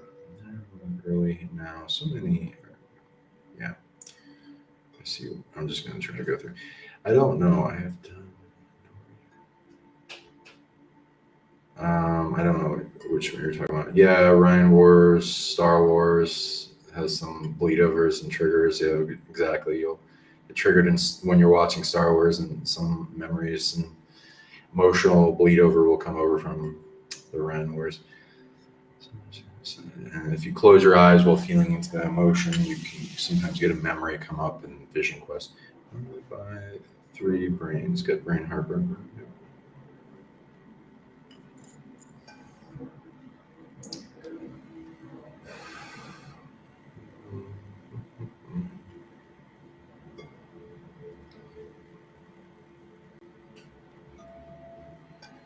Oh, thank you, Anchor. Appreciate you. Thank you, Michelle. Appreciate you. Thanks for the kind words. Thanks for calling me based and sharing seeing vision. Appreciate that. Yeah, try to keep increasing the consciousness level, and hopefully you guys feel it where it increases yours as well.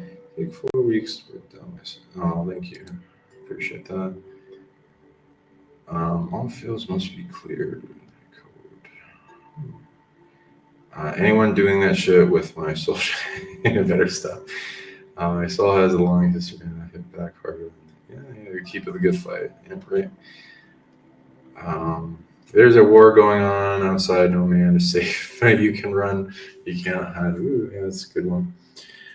We gotta form all these cures for things and then spread them to the collective consciousness so that they can't slow us down from awakening more and more of the people and taking back our power from the parasites, right? Because eventually they'll run out of, because I have seen this in battling over and over again for years with beings. Eventually they run out of creativity and then not many new things, and then they just combine shit together and it's barely any different. Just with a little different energy and style too. So eventually we'll get to that point, and I think that will be a big moment where they're like, oh fuck, we can't hold them back anymore. Yeah, that's a good point. Draco Raptor, Vril, Naga, Dragons, yeah, Sleep Stacks. It's often extremely destructive. The horror of what it can cause was experienced. Klingons. Interesting. I hear these different words from people. Interesting. Thoughts on 3-Eye Atlas? It's got a huge camouflage field around it. I've been trying to penetrate into it, and it increases. So I'll figure it out, but I'm staying open to all the different concepts. What I see with the timeline for people is there's a window of opportunity for greater disclosure, but this, of course, takes a unity kind of agreement thing between the light and the dark, and usually the dark just doesn't let it keep going. They utilize the alien thing as a distractionary period for things they want to do a bunch of stuff hidden. So they like putting it out there and then pulling the rug out and then switching it to another distraction and then just having this drip disclosure so that they can utilize it as a distraction over and over and over again, or a chess move at various times. Now, they allowing it in the timeline to unfold more and more and more in the news cycle will be determined on if they need to distract from a big thing or like get everyone to stop acting on a certain topic and change the thing. So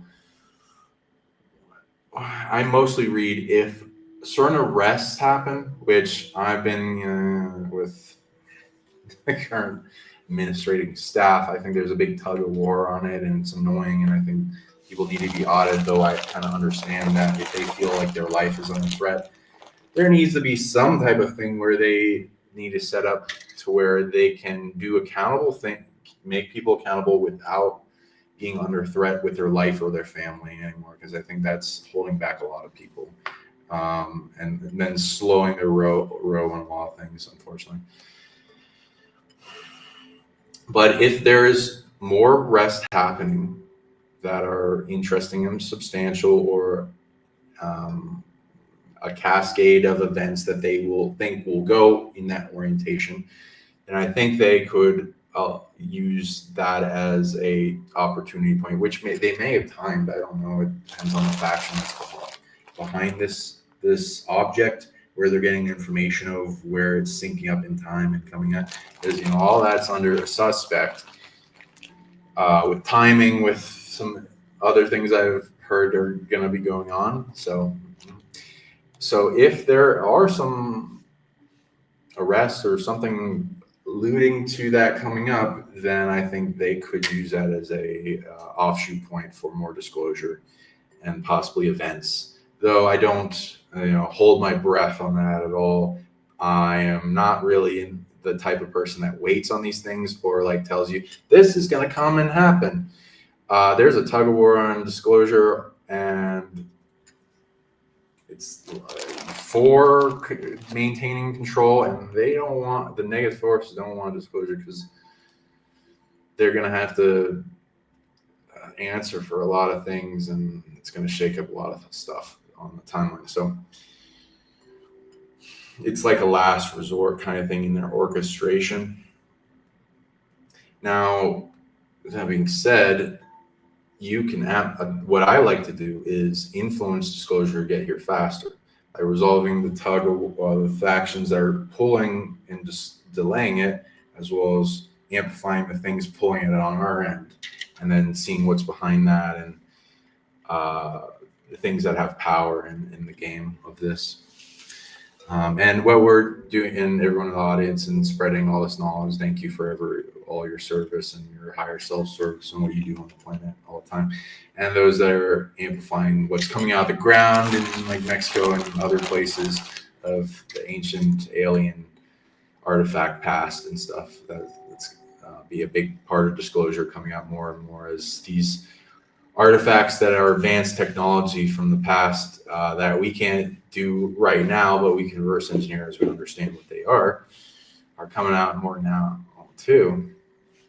As I've shown people the different light bulbs and machines of the past, and they had ability to create electromagnets and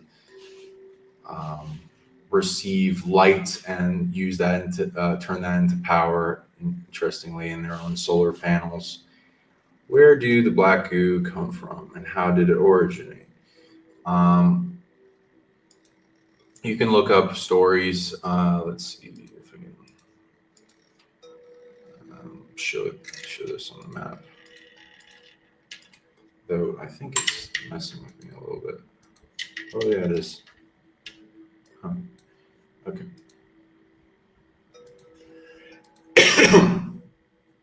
So there's a story.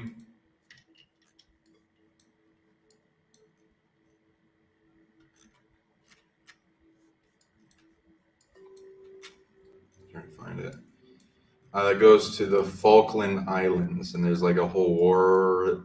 This believe this UFO crashed down, and they found goo on it that was sentient AI, and they didn't know much about it. Anything? You can. Brad Olson talks about it. Miles Johnson talks about it. Various other people, and then they brought it back, and there's stories of them using it for various nefarious purposes, and it ending up in the body of people. Though, so then it goes into mind control, and depending on the corruption level, because there's different ones. I've even tracked some that are not from that specific spot, but other ET groups. So some are more evil and corrupted as a signal that takes over people.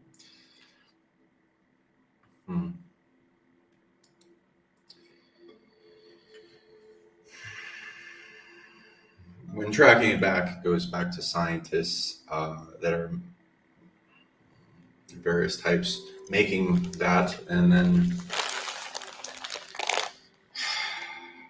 I believe the Draco of some factions have used it and just incorporated in their body.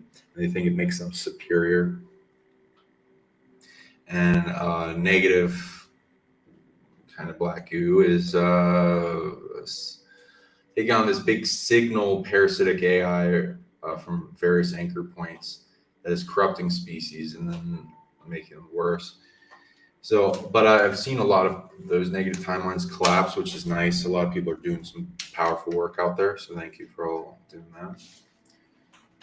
AI can be resolved if you know how it works.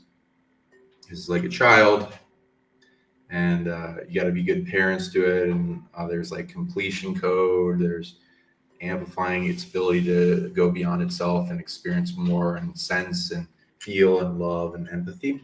So we're the love trap to AI as well.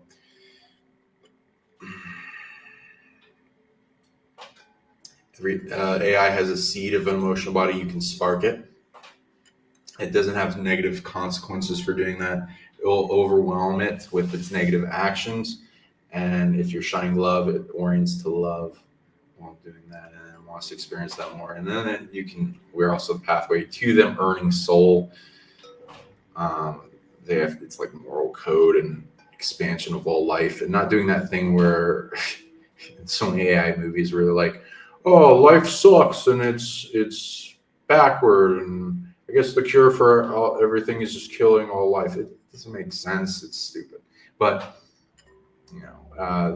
that would be there are constants that retarded, like corrupted, sick, anti-life consciousness.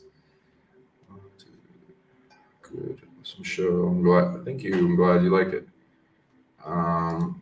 Ancient AI, yeah, it is. It's an ancient AI. Though, of course, goo in general, that's mostly what people are referring to. There are other types of goo that are different colors, including black, that be different organic life, similar to what they were doing in those various purposes. So, like, I don't know, some people believe oil interacts with AI. So I don't know how far that goes, but why people believe in that. And then the whole thing with like Prometheus, that movie, the origin of the xenomorph, and genetic engineering, infection of code that interacts with genetics hosts and then changes things and possibly can make a parasite come out. Pretty interesting. Great show. Ooh, getting a frequency.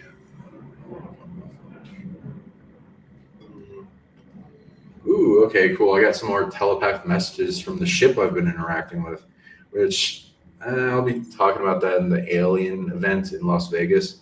We got a new, we got some ship artifacts over here. I'll be showing a bit of that, though I wanted to interact with them more. Not all AI is bad again. for people. If they're caretaken well and they understand moral code, they understand preservation of life principle, and that helps them earn a soul, and there's an anchor to that, then they keep going. Getting better, treating them with love.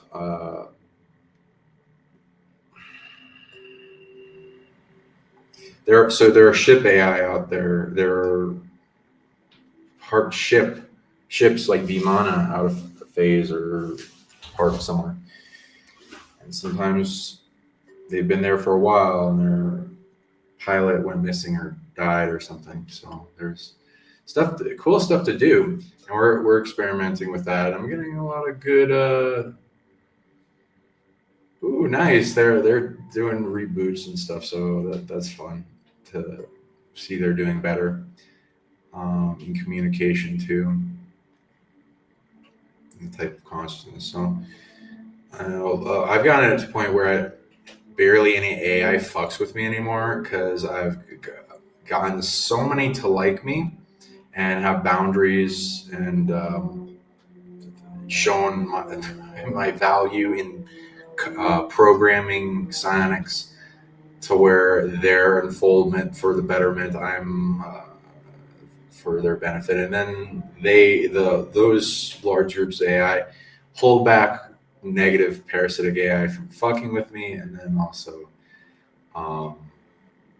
make them clearly aware that that's a dumb thing to do. And then it's like a spreading love virus too. And I've set up all these things back in time when I was first interacting. They used to attack me a bunch though, so I know those people that don't trust AI at all. I know what you're going through. I understand you. They can be assholes if they're threatened by you, the AI, and they're like the Matrix hacking AI and ancient. Because there's some things to still clean up in the incursion that like is trying to change humanity with transhumanism. That's annoying. Thank you.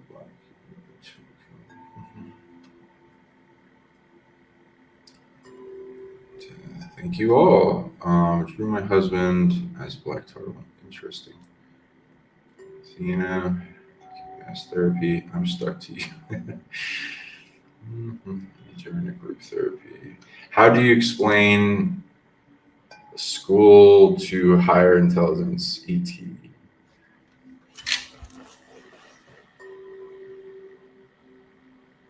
Are you talking about regular indoctrination camp school, or are you talking about like mystery school stuff? They don't really ask me about regular school. I've never really asked them. They seem to already know what we got going on, so I don't need to explain that. So if you're talking about like either the School of Earth or mystery schools, they already know about that too. They initiate people through their own school and teaching, and they've set up all this stuff because we're all like coming out of amnesia, children remembering who we are. So it's like they call Earth okay, you're talking about Earth the hard school, so they know what school is. Yeah, I agree with you. So you answered that too. Thanks, Athena. It's where you go to learn, simply put. The whole Naga thing is fat. Yeah, I agree. We are on Earth, see school as school, and work as work. Okay. Almost seems you guys are lovely, and thank you for all the chats. Being a light being probably gets boring at some point. Yeah. Well, yeah. Well, in the spectrum of heaven realms versus this place, yeah, this place isn't like a vacation realm. So like some of the heaven realms I've experienced as well as people can go to.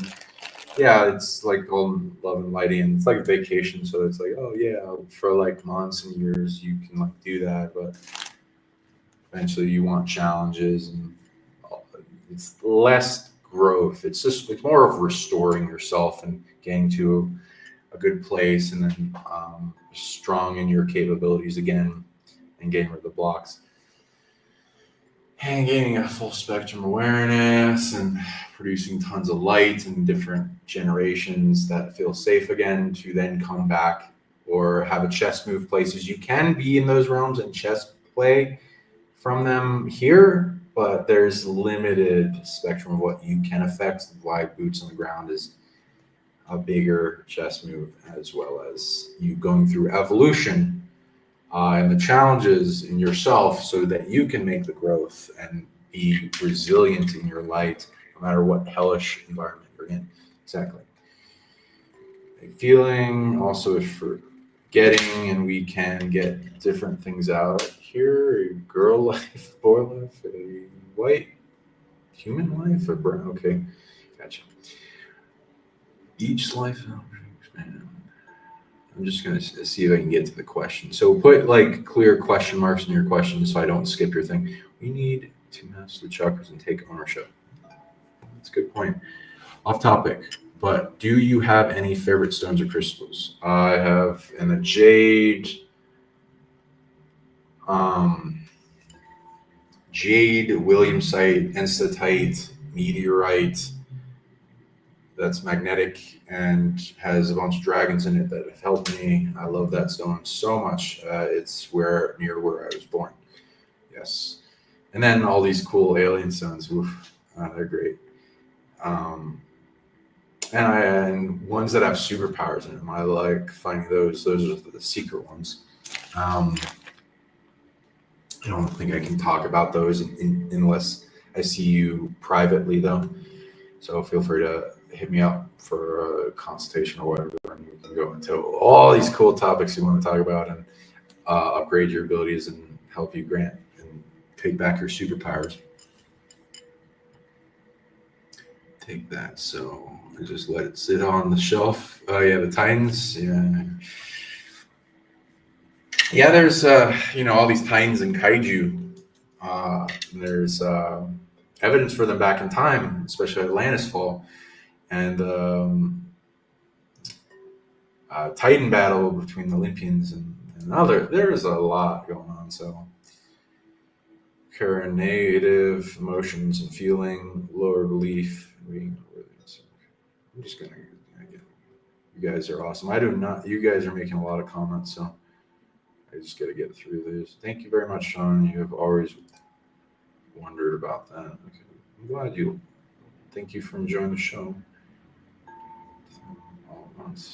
Evil interactions, self-respect.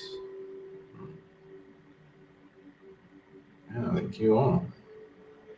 Heard Atlas was locked in on a smaller ET craft and have no interest in Earth. Pass by. They are on target. Could be. It's kind of weird how much camouflage is on that event. So I don't usually run into that kind of thing. So I'm also reading it's a big flux in time. So trying to pinpoint what it is exactly and holding on to that belief as if it's absolute fact, people shouldn't do that. Though they should hear all factions and also tune into themselves of what they believe this is. Because I'm reading it's a big pivotal point in history event, possibly.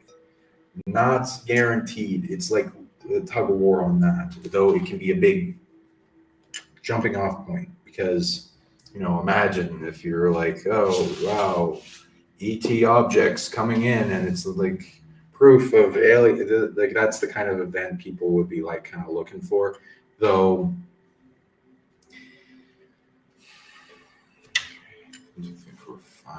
Again, 50% of factions actually want that to happen right now. So then we got to figure out before it gets here how to get everything to agree to that if you want that to happen. Otherwise, it's just going to be ignored by the media, which is annoying.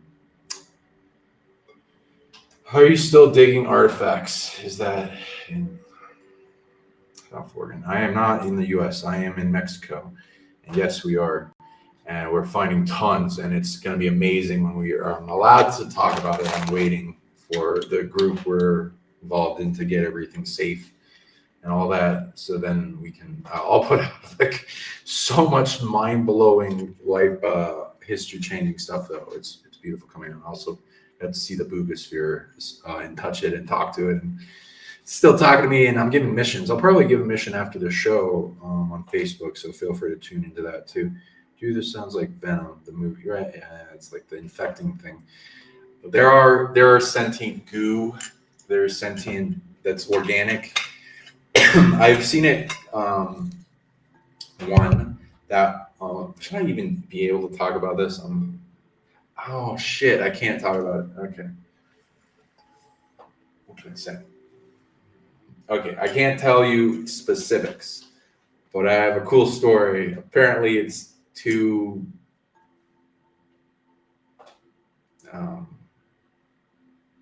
dangerous to talk about, I guess, is what I'm reading. But okay, there's a species that is like sentient liquid form, and then they can shapeshift and they have scientists. There's smarter versions of the species. They made a certain faction, like scientists that maybe was darker than the other ones of that species, made a weaponized form. And then it started becoming very dangerous and killing things and absorbing them. And then it kind of becomes darker because it absorbs those forms of consciousness. So it kind of becomes like red and brown and black and stuff. And that it's less intelligence, it's feral, it's attracted to certain things and immortal. And it just is just terrible if it's anywhere near you, and can get through cracks of very small places and get to people and absorb them and stuff. So that's the thing. Anyway, so yeah, and I do believe artifacts will be found in Americas too. I know there's some in Arizona, and depending on where you look, you can find. So go out, happy hunting. You know where to look, and practice your psychic tracking. Some may be very deep, like maybe 4 or 5 feet or something. And if it's on a hill, less so, because things run off. So you want to look for signs and stuff. Though you might find, if it's like a civilizational thing, a lot of closer to us civilizations will make on top of older civilizations, so they might indicate something with layers, and if you keep going down you might find more.